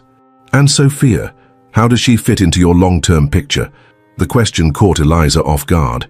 She'd been so focused on immediate medical concerns and legal strategies that she hadn't fully examined her evolving attachment to the infant. I don't know, she admitted, but I'm committed to ensuring she has what she needs to thrive. The rest? She shrugged. The rest will develop organically, I suppose. Diana nodded, understanding the complexity of Eliza's position. Just be careful. Revenge can be satisfying, but it rarely heals the original wound. This stopped being about revenge weeks ago, Eliza replied with quiet certainty. Now it's about reconstruction, building something better from the ruins. As she drove home later that night, Eliza's thoughts turned to the confrontation scheduled for the following day. Thad's 48 hours would expire, forcing a decision that would irrevocably alter all their futures. Something told her he wouldn't surrender easily. His ego and identity were too thoroughly intertwined with the company he'd built. The realization didn't disturb her, as it once might have. Whatever Thad decided, she and Meredith were prepared. The victimized wife and the abandoned mistress had transformed into formidable adversaries, united by purpose and strategy rather than divided by his betrayal. For the first time since discovering Thad's infidelity, Eliza felt genuinely powerful, not from anger or bitterness, but from clarity of purpose and the strength of unexpected alliance. Tomorrow would bring either Thad's capitulation or escalation to their nuclear option. Either way, she was ready. The Whitfield Investments boardroom hummed with tension on the morning the ultimatum expired. Executive board members exchanged uncertain glances, while legal counsel whispered in hushed tones. Thad sat at the head of the mahogany table, outwardly composed in his bespoke suit, though his bloodshot eyes and the slight tremor in his hands betrayed a sleepless night. Marcus entered, his expression grave. They're here. The double doors opened to reveal Eliza and Meredith, flanked by Catherine Sloane and a man Thad didn't recognize, a severe-looking individual carrying a leather portfolio embossed with the Securities and Exchange Commission seal. Mr. Whitfield, Catherine began without preamble, have you had sufficient time to review our proposal? Thad's gaze fixed on the government official. Who is this? Elliot Pearson, Senior Enforcement Division, SEC, the man replied, placing a business card on the table. I'm here as an observer at this point. Whether I remain merely an observer depends entirely on today's outcome. A ripple of unease traveled through the board members. Henderson, Thad's chief rival for company leadership, leaned forward with poorly concealed interest. This is highly irregular, Thad's attorney protested. A private negotiation shouldn't involve federal regulators. When those negotiations involve potential securities violations, offshore tax evasion, and misrepresentation to investors, the standard protocols shift, Catherine replied smoothly. Mr. Pearson is here as a courtesy. We could have proceeded directly to formal investigation. Thad's face flushed with anger. This is blackmail. This is leverage, Eliza corrected coolly. Now your answer to our proposal? Thad glanced at Marcus, who gave an almost imperceptible nod. I have a counter-proposal, Thad announced, sliding a folder across the table. I'll establish the medical trust for Sophia and transfer the clinic building to Eliza as requested. However, I'll step down as CEO only temporarily, a 6-month sabbatical during which time the board can appoint an interim leader. Catherine examined the documents, then passed them to Eliza and Meredith. The women exchanged a look that communicated volumes. Unacceptable, Meredith stated flatly. Temporary measures won't suffice. I've built this company from nothing, Thad argued, his voice rising. You can't expect me to simply walk away. Actually, the SEC representative interjected, depending on what our preliminary investigation reveals, walking away might be your best option. Henderson cleared his throat. Perhaps the board should hear specifically what regulatory concerns are at issue. Catherine nodded to Eliza, who stood and activated a presentation on the boardroom screen.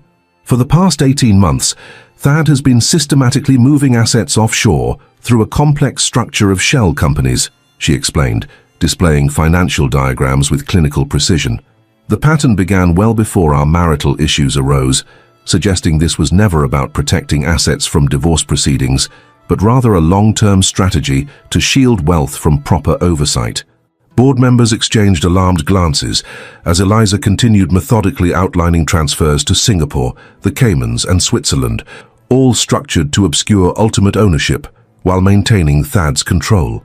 Most concerning, Meredith added, stepping forward, are indications that client funds were temporarily diverted to inflate performance metrics before being returned. She displayed emails Thad had sent her during her time as his assistant. I was instructed to process these transfers using proprietary channels that bypassed normal compliance protocols. The blood drained from Thad's face. You kept those emails? That's corporate espionage. Actually, Marcus interrupted quietly, it's evidence. The boardroom erupted in controlled chaos, executives demanding explanations, legal counsel requesting privacy to confer, Henderson openly suggesting an emergency leadership vote. Through the commotion, Eliza maintained her composure, watching Thad's facade crumble as he realized the full extent of their preparation. This wasn't a bluff or emotional vendetta, but a meticulously constructed case built on his own documented misconduct. When relative order restored, Catherine addressed the board directly. Our proposal offers a clean solution that protects the company while addressing our client's legitimate claims. Mr. Whitfield steps down permanently. The board appoints new leadership, and the regulatory concerns remain unexplored. The implicit threat hung in the air. Pearson from the SEC tapped his portfolio meaningfully. We need to discuss this privately, Henderson stated, assuming control with practiced authority. Mr. Whitfield, perhaps you and these claimants could step outside while the board confers? In the hallway outside, Thad finally exploded. How dare you ambush me like this? In front of my entire board? It seemed fitting, Eliza replied calmly. Public humiliation for public betrayal. This goes far beyond our personal issues, Thad hissed. You're destroying my professional reputation, my legacy. You destroyed those yourself, Meredith interrupted. We're simply exposing what you've done. Thad turned on her, voice lowered to a dangerous whisper. I think you're so clever, don't you? The ambitious assistant who climbed her way up using whatever means necessary. Careful, Thad, Eliza warned. Attacking Meredith won't help your position. My position? He laughed bitterly. You've already decided my position. You've choreographed this entire takedown while I was trying to salvage investments abroad. Interesting choice of words, Catherine noted. Takedown implies victims and perpetrators. Is that how you view business ethics? As a game to be won rather than principles to be upheld? Before Thad could respond, Marcus emerged from the boardroom. They're ready for you. The atmosphere inside had transformed. Board members sat straighter, expressions grave but resolved.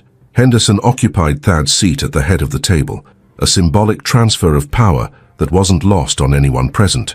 The board has reached a decision, Henderson announced. We accept the core terms proposed by Dr. Whitfield and Ms. Lane with minor modifications. He slid revised documents across the table. Mr. Whitfield will resign effectively immediately. I will assume interim leadership while a formal search is conducted. The company will cooperate fully with creating appropriate trusts and transferring specified assets. Thad stared in disbelief. You can't do this. I hold controlling interest. Actually, Henderson countered, your controlling interest is currently under investigation for potential securities violations. The board's fiduciary responsibility requires decisive action to protect shareholder value. You've wanted my position for years, Thad accused. This is nothing but an opportunistic coup. This is crisis management, Henderson corrected coldly. Something you might have considered before establishing questionable offshore structures. Catherine reviewed the modified terms carefully, conferring quietly with Eliza and Meredith before nodding. The revisions are acceptable, provided Mr. Whitfield executes all necessary transfers within 72 hours. And if I refuse? Thad challenged. Pearson from the SEC finally spoke. Then my preliminary observation becomes a formal investigation, Mr. Whitfield, with potential criminal implications. The room fell silent as Thad confronted the finality of his situation. 18 years of building Whitfield Investments, the cornerstone of his identity and source of his power, stripped away in a single morning.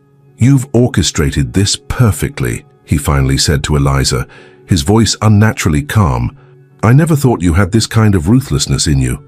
You mistook compassion for weakness, she replied simply. A common error among men who believe themselves untouchable.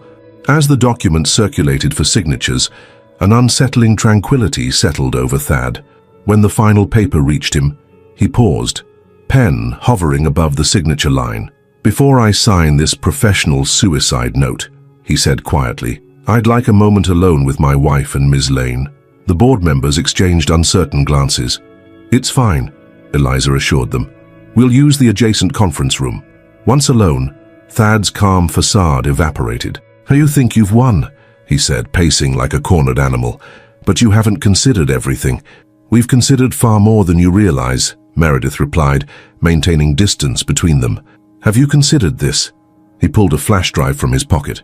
Complete documentation of your conspiracy against me, including recorded conversations planning this ambush.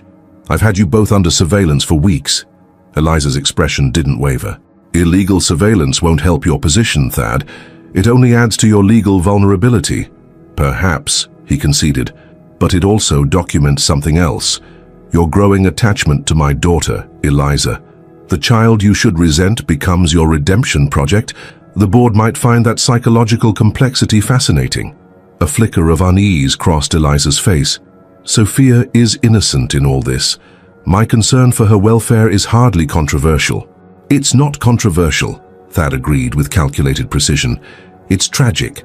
The barren wife, so desperate for a child, she adopts her husband's illegitimate daughter as a substitute. The cruelty of the statement hung in the air, a deliberate attempt to weaponize Eliza's most private pain. That's enough, Meredith intervened, anger flashing in her eyes. You've lost, Thad.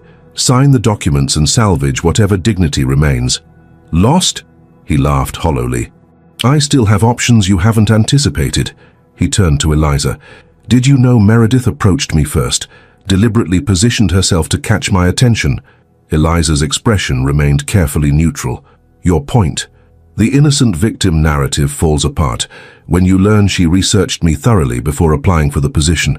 She knew about our fertility struggles, our marital tensions. She targeted me specifically. Meredith paled slightly. That's not... Your browser history from the company laptop tells a different story, Thad interrupted. Searches for Whitfield marriage and Eliza Whitfield fertility months before our affair began. Quite calculating for someone claiming to be swept up in unexpected passion. Eliza turned to Meredith, a question in her eyes. It wasn't like that, Meredith insisted. Yes, I researched your family before applying, That's basic interview preparation, but I didn't plan the affair. Yet you kept those emails about financial transfers, Thad pressed. Insurance policy from the beginning, or did you always intend to leverage them eventually? The seeds of doubt he was planting were visible in the subtle shift of Eliza's posture. His strategy was clear: divide the alliance that had cornered him by exposing potential ulterior motives. This is a desperate attempt to create discord, Catherine interjected from the doorway, where she'd been monitoring the exchange. The documented financial improprieties stand regardless of anyone's personal motivation. Thad ignored her, focus locked on Eliza. She played both of us, Eliza. Me for financial gain, you for revenge assistance. The convenient medical crisis with Sophia, perfect timing to manipulate your physician's compassion. That's despicable, Meredith whispered, genuine horror in her voice. Sophia almost died. A crisis you never let go to waste, Thad countered mercilessly. Leveraging a sick child for strategic advantage, who's really the monster here? Eliza had maintained her composure throughout, but now something dangerous flashed in her eyes. Enough, Thad. Your attempts to rewrite history are pathetic. Am I rewriting anything, or simply illuminating motivations you've chosen to ignore? He turned back to Meredith. Tell her about your previous position at Geller Capital, about the wrongful termination suit that was settled quietly after allegations of inappropriate relationships with married executives. Meredith's shocked expression confirmed he'd struck a nerve. How did you... I had you investigated after our relationship began, Thad admitted. Standard procedure for someone with access to sensitive company information. I chose to ignore the red flags because I was distracted by other qualities. His gaze traveled deliberately down her body in a final attempt to reassert dominance through objectification. The calculated cruelty of the gesture snapped Eliza's restraint. She stepped forward, voice low and dangerous. You've just demonstrated exactly why you deserve everything happening to you. Even now, facing the consequences of your actions, you attempt to manipulate and divide rather than accept responsibility. I'm simply presenting facts you've overlooked in your crusade against me, Thad insisted. No, Eliza corrected coldly. You're revealing who you truly are. A man who would use his own child's medical crisis as a weapon, who would attempt to poison the support system she desperately needs. She picked up the unsigned documents from the table and held them out with the pen. Sign these now, or we proceed with the SEC investigation immediately. Those are your only options. Thad studied her expression, searching for weakness or uncertainty and finding none. Whatever doubt his revelations might have planted, her resolve remained unshaken. This isn't over, he warned, snatching the pen. For you it is, Eliza replied with quiet finality. With barely contained fury, Thad scrawled his signature across each document, effectively surrendering control of his company and significant personal assets. When he finished, Catherine collected the papers with professional efficiency. I'll have copies delivered to your respective attorneys within the hour, she stated, exiting to inform the waiting board members. Left alone with the two women who had orchestrated his downfall, Thad made one final attempt. Meredith, he said, softening his tone, regardless of how this started, Sophia is my daughter.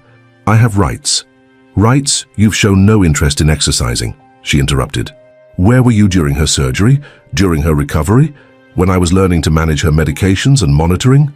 I was securing our financial future, he insisted. Everything I've done has been for long-term security. That might sound convincing if you were saying it to someone who hadn't seen your text messages to associates while your daughter fought for her life, Meredith countered. Party invitations you accepted, golf games you arranged, all while claiming urgent business prevented you from visiting the NICU. The exposure of these details, evidence they'd monitored his activities more thoroughly than he'd realized, left Thad momentarily speechless.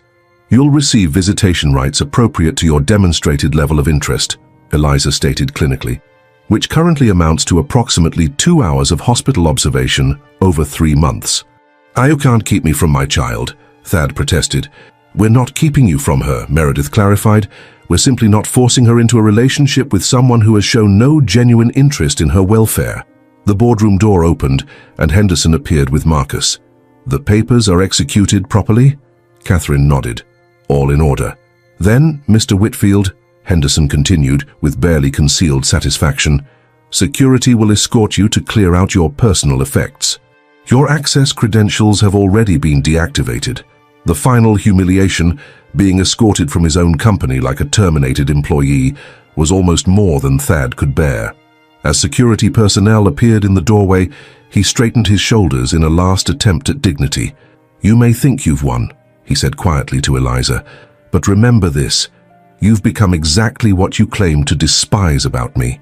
Calculating, merciless, using others for your own purposes." His gaze shifted to Meredith.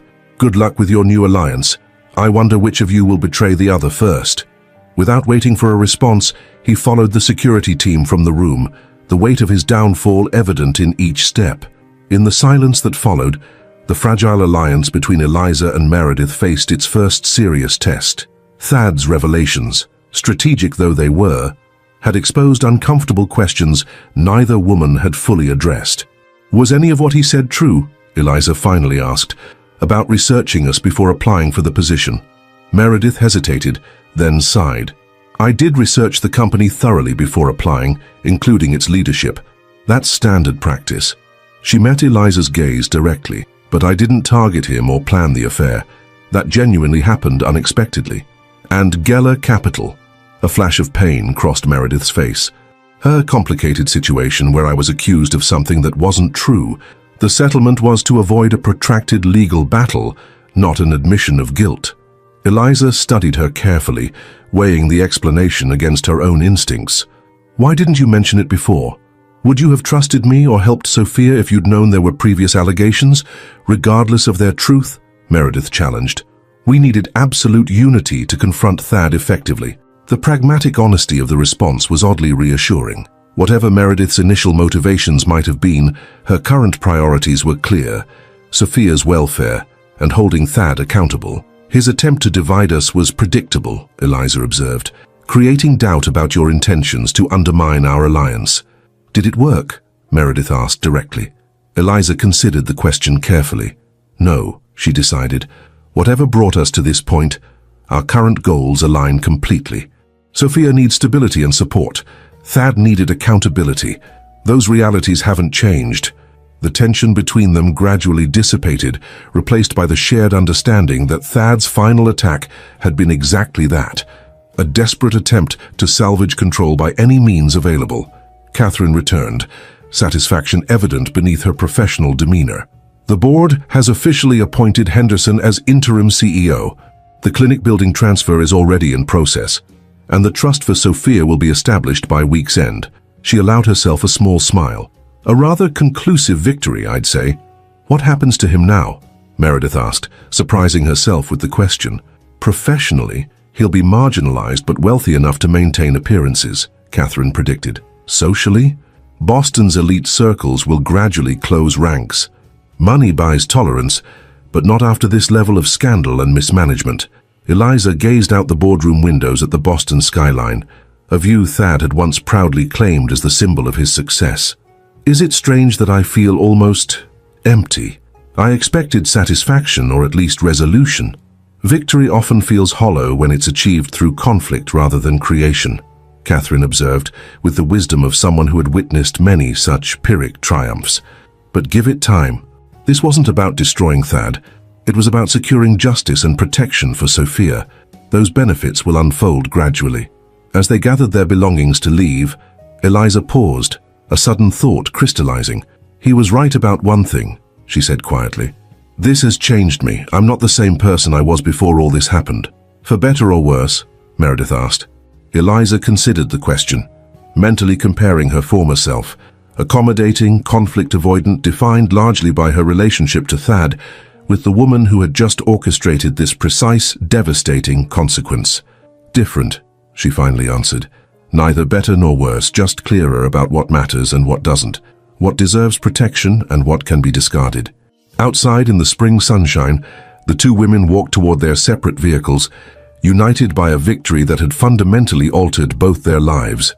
"I'm taking Sophia for her cardiac follow-up tomorrow," Meredith mentioned. Would you like to come? Dr. Vasquez specifically asked if you'd be there." The invitation represented something beyond professional courtesy, an acknowledgement of the unexpected bond that had formed around Sophia's care. "Yes," Eliza replied without hesitation. "I'll be there." As she drove away from Whitfield Investments, a company that no longer bore any connection to her beyond its name, Eliza felt the first stirring of what might eventually become peace. Not from Thad's downfall, but from the clarity it had provided. The divorce that had initially seemed like an ending had actually been a beginning, the first step toward reclaiming an identity separate from the marriage that had defined her for 18 years. In her rearview mirror, the tower housing Thad's former empire diminished with distance, its importance in her life fading in precise proportion. 6 weeks later, the Boston Globe's business section lay open on Eliza's breakfast table, the headline unmistakable: "Whitfield Investments stabilizes under new leadership." The article detailed the company's recovery following Thad's resignation, with Henderson credited for swift action to reassure clients and regulatory authorities. A small sidebar noted that Thaddeus Whitfield had reportedly relocated to Florida, pursuing entrepreneurial opportunities while maintaining a low profile. Eliza scanned the article dispassionately before turning to the medical journal that truly interested her. The distance she'd achieved from Thad's downfall surprised her. What once seemed like the central drama of her life now felt like a concluded chapter, significant, but no longer defining her daily thoughts. Her phone chimed with a text from Meredith. "Sophia's oxygen levels normal for 72 hours straight. Doctor says we can reduce monitoring to twice daily. Still on for brunch tomorrow?" These updates had become routine, a regular rhythm in Eliza's restructured life. What began as professional concern for a medically fragile infant had evolved into something more complex. Not quite friendship between the women, but a partnership built around Sophia's welfare that transcended their complicated connection. Eliza replied, "Excellent news, Dr. Vasquez will be pleased.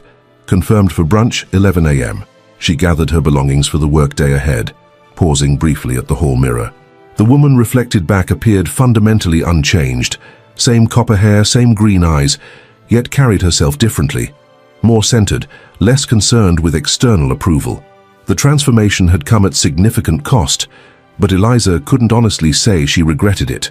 At Beacon Maternity, she moved through morning rounds with characteristic efficiency, consulting on high-risk cases before meeting with architects about the new pediatric cardiac wing, an expansion funded partly by the proceeds from Thad's settlement. The project had become her passion, a way to transform personal pain into professional purpose. "Dr. Whitfield," her assistant approached tentatively, "there's a delivery for you." The package, elegantly wrapped with no return address, contained a vintage medical textbook, a rare first edition of Williams Obstetrics she'd once mentioned coveting. The card read simply, "For helping save what matters most. M." The gesture was unexpected but fitting, Meredith's way of acknowledging Eliza's role in Sophia's survival without overstating their complex relationship. Not quite friendship, but something equally meaningful in its own way. Later that afternoon, Catherine Sloane arrived for their final consultation.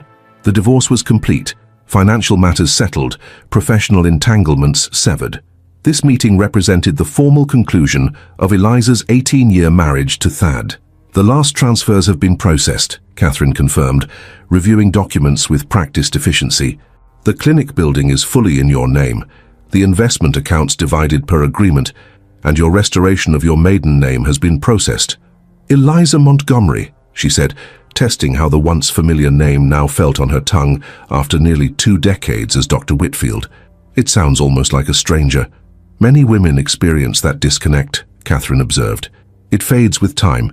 They moved through the remaining paperwork methodically, closing accounts and transferring titles, until the material evidence of her marriage existed only in legal archives and memory.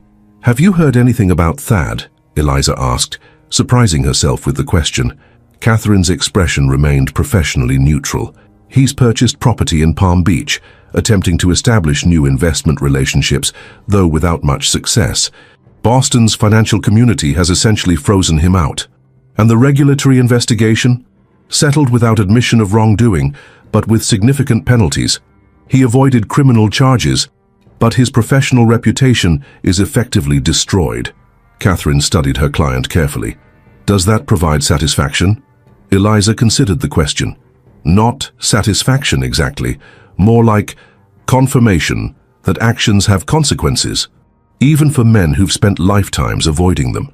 As Catherine gathered her documents, she offered a rare personal observation. In 27 years practicing family law, I've never seen a case quite like yours. Most betrayed spouses either collapse or lash out blindly. Your strategic response was exceptional. Necessity drives adaptation, Eliza replied simply, and I had unexpected allies. After Catherine departed, Eliza found herself drawn to the office window, gazing toward the harbor where Thad's former company headquarters dominated the skyline. The building still stood, the company still operated, but the man who had made it the center of his identity had been excised, much like a surgeon might remove a tumor while preserving essential structures. The medical metaphor felt appropriate. Throughout the ordeal, Eliza had approached her disintegrating marriage not with emotional hysteria, but with clinical precision, diagnosing the disease, identifying treatment options, and executing the necessary intervention despite personal pain. Her phone rang, displaying Diana's name. "Divorce officially final," she answered without preamble. "I am legally restored to Dr. Montgomery as of today. Congratulations. Condolences. What's the appropriate response?" Diana asked. "Validation that I've survived and emerged stronger," Eliza suggested, "and perhaps a good bottle of wine later?" "Done and done, though I'm more interested in hearing about tomorrow's brunch with Meredith and Sophia. That relationship continues to fascinate me," Eliza sighed. "It's not as dramatic as you imagine. We share concern for a child's welfare. The circumstances are unusual, but the motivation is straightforward." "If you say so," Diana replied skeptically. "Though most women don't form collaborative relationships with their ex-husband's mistress and child, regardless of medical circumstances. Most women haven't faced our particular situation," Eliza countered. "Besides, Sophia shouldn't suffer because of Thad's behavior. She deserves every advantage, including access to specialized medical knowledge. And the fact that you've grown attached to her is purely coincidental." The question struck closer to truth than Eliza wanted to admit. "I maintain professional boundaries," she insisted, though both women recognized the deflection. "Of course you do," Diana agreed too readily. "Just as you maintained professional detachment while orchestrating Thad's complete excision from his company, social circles, and prior identity. That was strategic necessity, not emotional vendetta," Eliza protested. "It was both," Diana countered gently. "And that's entirely understandable. You're allowed complex motivations, Eliza. You're human, despite your attempts to approach everything with clinical precision." After hanging up, Eliza sat with this observation, recognizing uncomfortable truth in Diana's assessment. Throughout the divorce and subsequent events, she'd maintained rigid control, analyzing each development as she might a challenging medical case. Yet beneath that scientific approach had been very human emotions: betrayal, anger, vindication, and most surprisingly, growing attachment to Sophia. Across town in her Back Bay penthouse, Meredith gently rocked Sophia while reviewing financial statements from the newly established trust. The documentation represented security she'd never known, funds specifically designated for Sophia's medical needs, education, and future, protected by legal structures Thad couldn't access or control. At 4 months old, Sophia had begun to thrive despite her challenging start. Her heart function had improved steadily following surgery, her breathing no longer required constant monitoring, and her growth curve had finally reached the low end of normal range. The medical crisis that had dominated her early weeks had gradually evolved into manageable care routines. Meredith studied her daughter's face, searching for Thad's features and finding subtle echoes, the shape of her eyes, the determined set of her tiny jaw. Yet Sophia already displayed temperament entirely her own, a resilience that seemed to transcend genetic inheritance. The doorbell interrupted her thoughts. Marcus stood outside, briefcase in hand. "Final trust documents require your signature," he explained, entering with the careful movements of someone unaccustomed to infant-occupied spaces. "Everything's established according to the settlement terms." As they reviewed the paperwork, Meredith noted Marcus's gaze repeatedly straying to Sophia with something approaching wonder. "Would you like to hold her?" she offered impulsively. "She's finally sturdy enough for non-medical handling." Marcus hesitated, then set aside his professional demeanor to awkwardly accept the infant. His expression softened as Sophia regarded him with solemn curiosity. "She's remarkable," he said quietly, "considering everything she's overcome." "She's stronger than anyone expected," Meredith agreed. "The cardiologists are amazed by her progress." Marcus gently returned Sophia to her mother's arms. "Have you heard from Thad recently?" The question carried no judgment, only concern from someone who had witnessed the entire complicated saga. "Not directly," Meredith admitted. "His attorney contacts mine with mechanical inquiries about visitation rights, but he hasn't actually attempted to see her." "That's consistent with his current approach to everything," Marcus observed carefully. "He's refusing to acknowledge reality, constructing an alternative narrative where he's the victim of conspiracy rather than consequence." Meredith nodded, unsurprised. "And professionally, struggling. His reputation in financial circles is essentially destroyed. The Whisper network is devastating. No one trusts his judgment or ethics." Marcus hesitated. "I never imagined it would end this way." "Despite his flaws, he built something significant and dismantled it through his own actions," Meredith added, without bitterness, but with clear-eyed assessment. "Choices have consequences." After Marcus departed, Meredith moved to the nursery, designed by renowned decorators at Thad's expense yet never visited by him. The irony wasn't lost on her. His financial generosity contrasted sharply with his emotional absence, as if monetary support could substitute for genuine presence. As she settled Sophia into her crib, Meredith confronted uncomfortable truths about her own role in the events that had unfolded.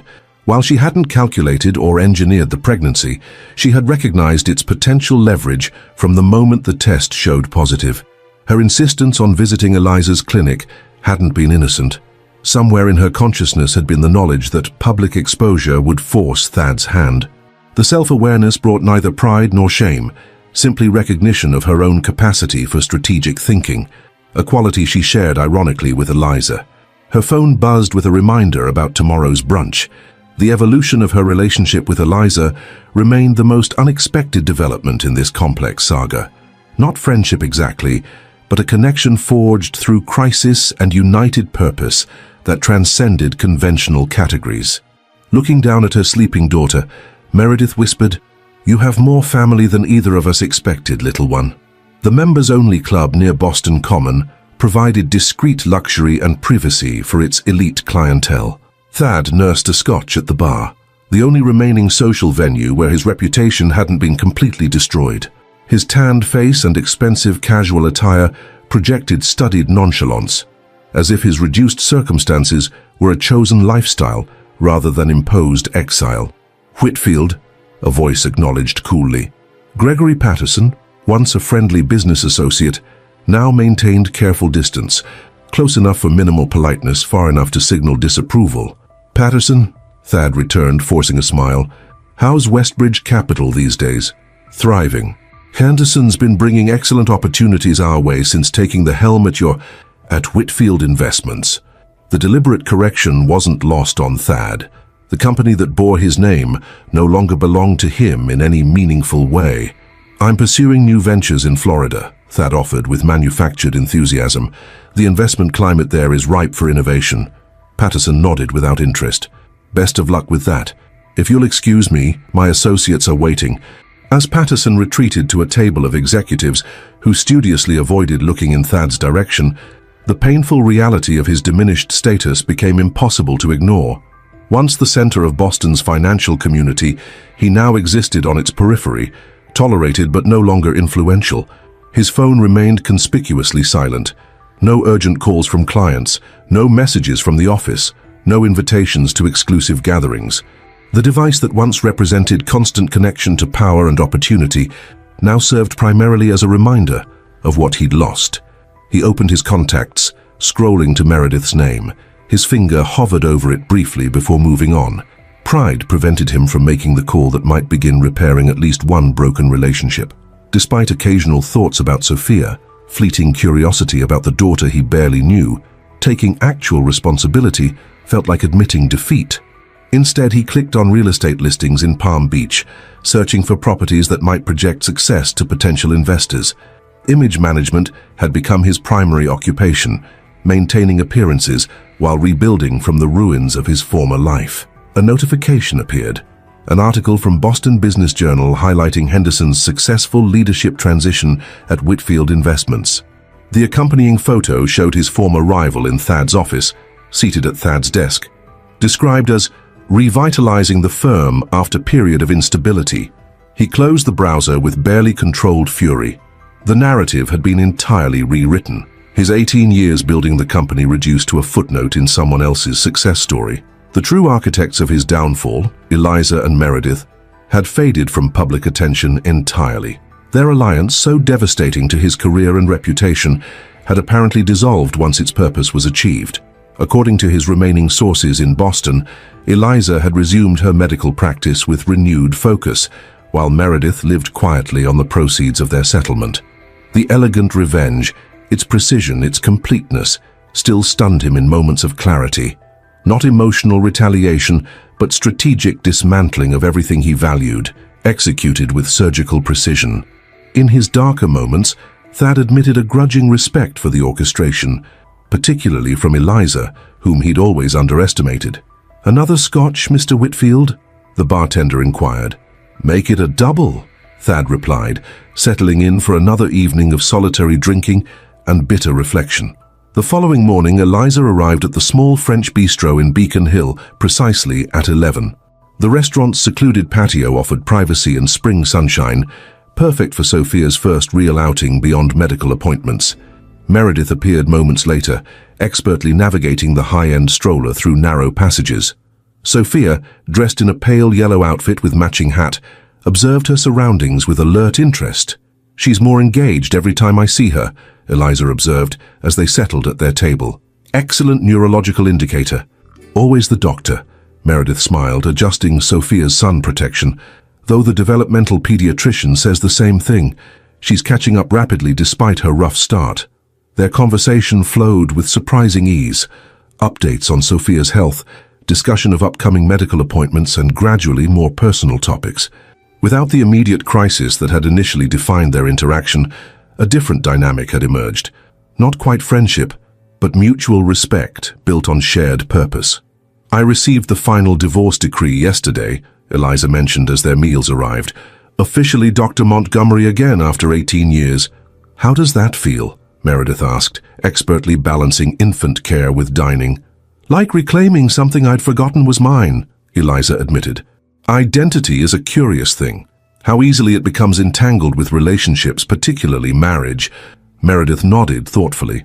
"I've been reflecting on identity myself lately. Who I was before Thad, during that relationship, and who I'm becoming now. And your conclusions?" "That I was more strategic than I wanted to admit," Meredith said with unexpected candor. "Not calculating in the way Thad suggested, but not entirely innocent either. I recognized opportunity and leveraged it." The honesty surprised Eliza, who had maintained her own careful narrative about motivations and intentions throughout their alliance. "We all contain contradictions," she offered. "Compassion and ruthlessness, vulnerability and strength. The past months have certainly revealed my capacity for both." Sophia began fussing, and Meredith lifted her from the stroller. Without thinking, Eliza reached out, and Meredith transferred the baby to her arms with practiced ease. The gesture, unplanned but natural, spoke volumes about their evolved relationship. "She knows you," Meredith observed as Sophia settled contentedly against Eliza's shoulder, "recognizes your voice from all those hospital visits." Eliza felt the familiar weight of the infant, the solid warmth that had become unexpectedly important to her. Scientific understanding of infant development explained the recognition, but couldn't account for her own emotional response. The protective instinct that had formed despite every logical reason it shouldn't exist. "I've been meaning to discuss something with you," Meredith said, her tone shifting to something more formal. "A proposal of sorts." Eliza listened as Meredith outlined a surprisingly well-considered plan, converting the penthouse's unused guest wing into medical consultation space where Eliza could examine Sophia regularly without hospital visits, potentially extending the arrangement to include other cardiac patients requiring specialized follow-up. "The space is excessive for just us," Meredith explained, "and your expertise has been crucial to her recovery. It seems logical to formalize the arrangement. You're suggesting I establish a satellite practice in your home?" Eliza clarified, surprised by the proposition. A specialized consultation space, Meredith corrected. With compensation, of course. Your time is valuable. Eliza considered the proposal. On its surface, it addressed practical medical concerns. Beneath that, it represented something more significant, a structured framework for her ongoing involvement in Sophia's life without requiring either woman to define their unusual relationship in conventional terms.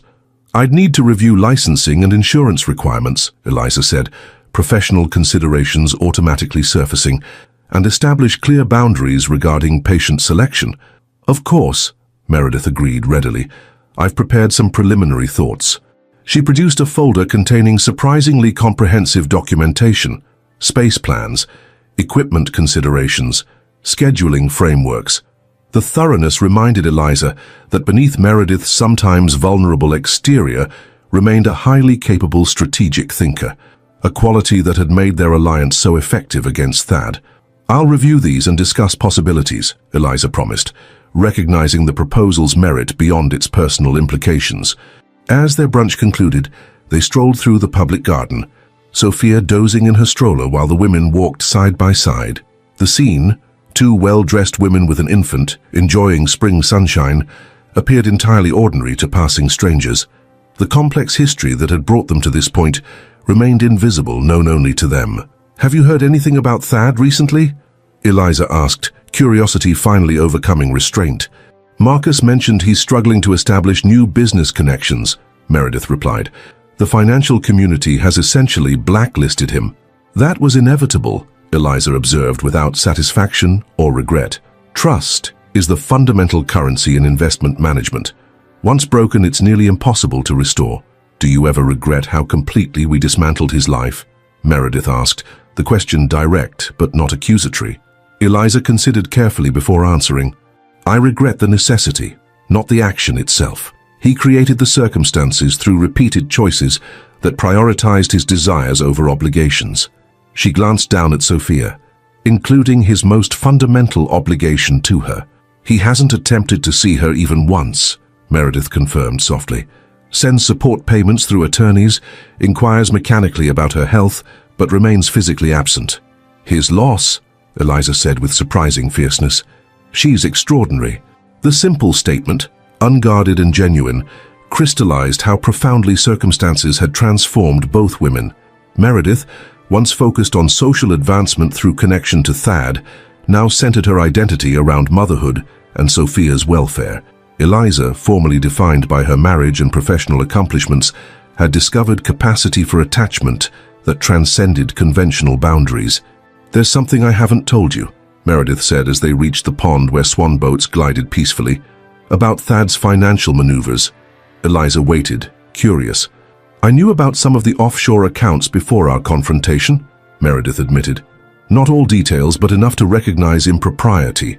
I didn't disclose that information immediately because you were gauging whether collaboration with me served your interests, Eliza finished without judgment. That's rational given our starting positions. It feels manipulative in retrospect, Meredith said, discomfort evident. It was strategic, Eliza corrected. As was my initial medical involvement with Sophia, professional obligation mixed with curiosity about the child who had inadvertently changed my life trajectory.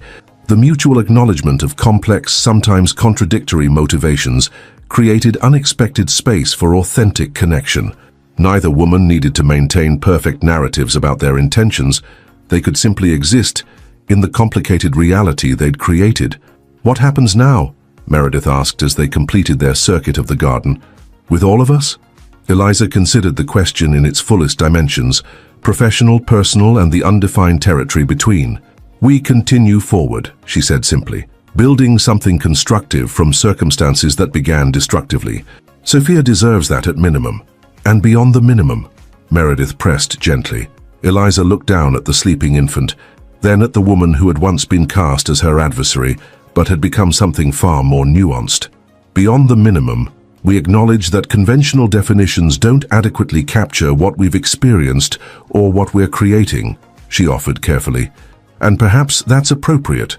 Unconventional circumstances requiring unconventional responses. As they parted ways at the garden entrance, Eliza felt something settle within her. Not closure exactly, but acceptance of a new reality, molded from painful transformation. The divorce that had initially seemed like devastating ending had become improbably a beginning of sorts. Later that evening, she sat in her home office reviewing Meredith's proposal for the consultation space. The plans were impressively thorough, demonstrating careful thought about medical requirements and practical considerations. Implementing such an arrangement would require navigating complex professional boundaries, yet offered genuine benefits for Sophia's ongoing care.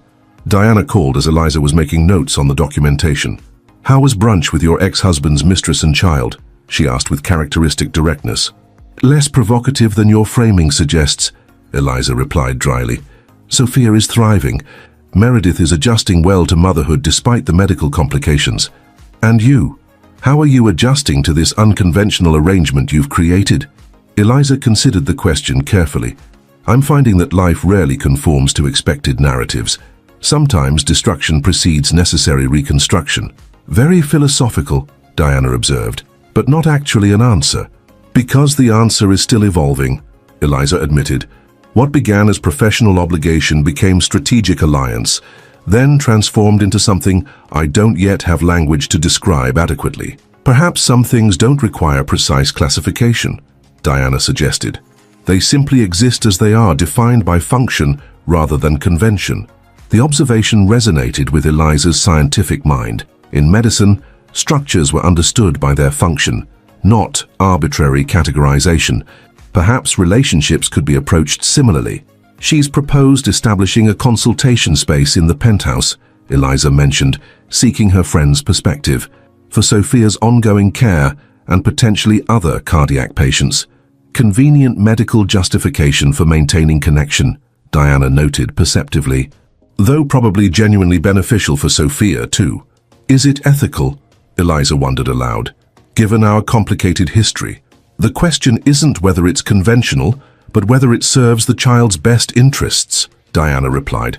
"Does maintaining your involvement benefit Sophia medically and emotionally?" "Unquestionably," Eliza answered without hesitation.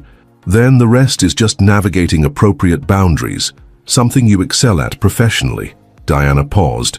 "The more interesting question is what you get from this arrangement." The directness of the inquiry forced Eliza to confront what she'd been reluctant to articulate even to herself, that Sophia had become important to her in ways that transcended professional commitment or strategic alliance. "Connection," she finally answered, "to a child who needs advocates beyond her biological parents, to a future I hadn't anticipated, but find I value." She exhaled slowly. "And perhaps redemption isn't too strong a word, transforming betrayal into something constructive rather than merely destructive." "Then it seems you've found your answer," Diana observed quietly. "Unconventional doesn't equal wrong." After hanging up, Eliza returned to reviewing the proposal, now with clearer purpose. The arrangement might be unprecedented, the relationship uncategorizable by conventional standards, but its function, ensuring Sophia's well-being while creating meaningful connection, remained undeniably valuable. She began drafting a response to Meredith, outlining conditions and parameters that would make the consultation space professionally appropriate while serving Sophia's needs. As she worked, Eliza recognized that what had begun as vengeance had evolved into something far more complex and ultimately more meaningful: the creation of an unconventional family structure around a child who needed exactly the unique combination of strengths each woman offered. The revenge had succeeded beyond expectation, but its greatest achievement wasn't Thad's downfall. It was what had risen from those ruins, a new structure built not on betrayal, but on shared purpose and unexpected connection, defying conventional categories while serving essential needs. Eliza Montgomery, not Whitfield, signed the document, reclaimed identity, completing the transformation from betrayed wife to architect of her own unconventional future. If this story touched your heart and you want to keep following inspiring and moving stories, be sure to check out our upcoming videos. Subscribe to our channel and turn on notifications to stay updated on new content that can brighten your journey and provide valuable insights. Join us and keep exploring stories that truly matter. I'm sure the next video that pops up on your screen will touch you as well, so click on it now and we'll see you there.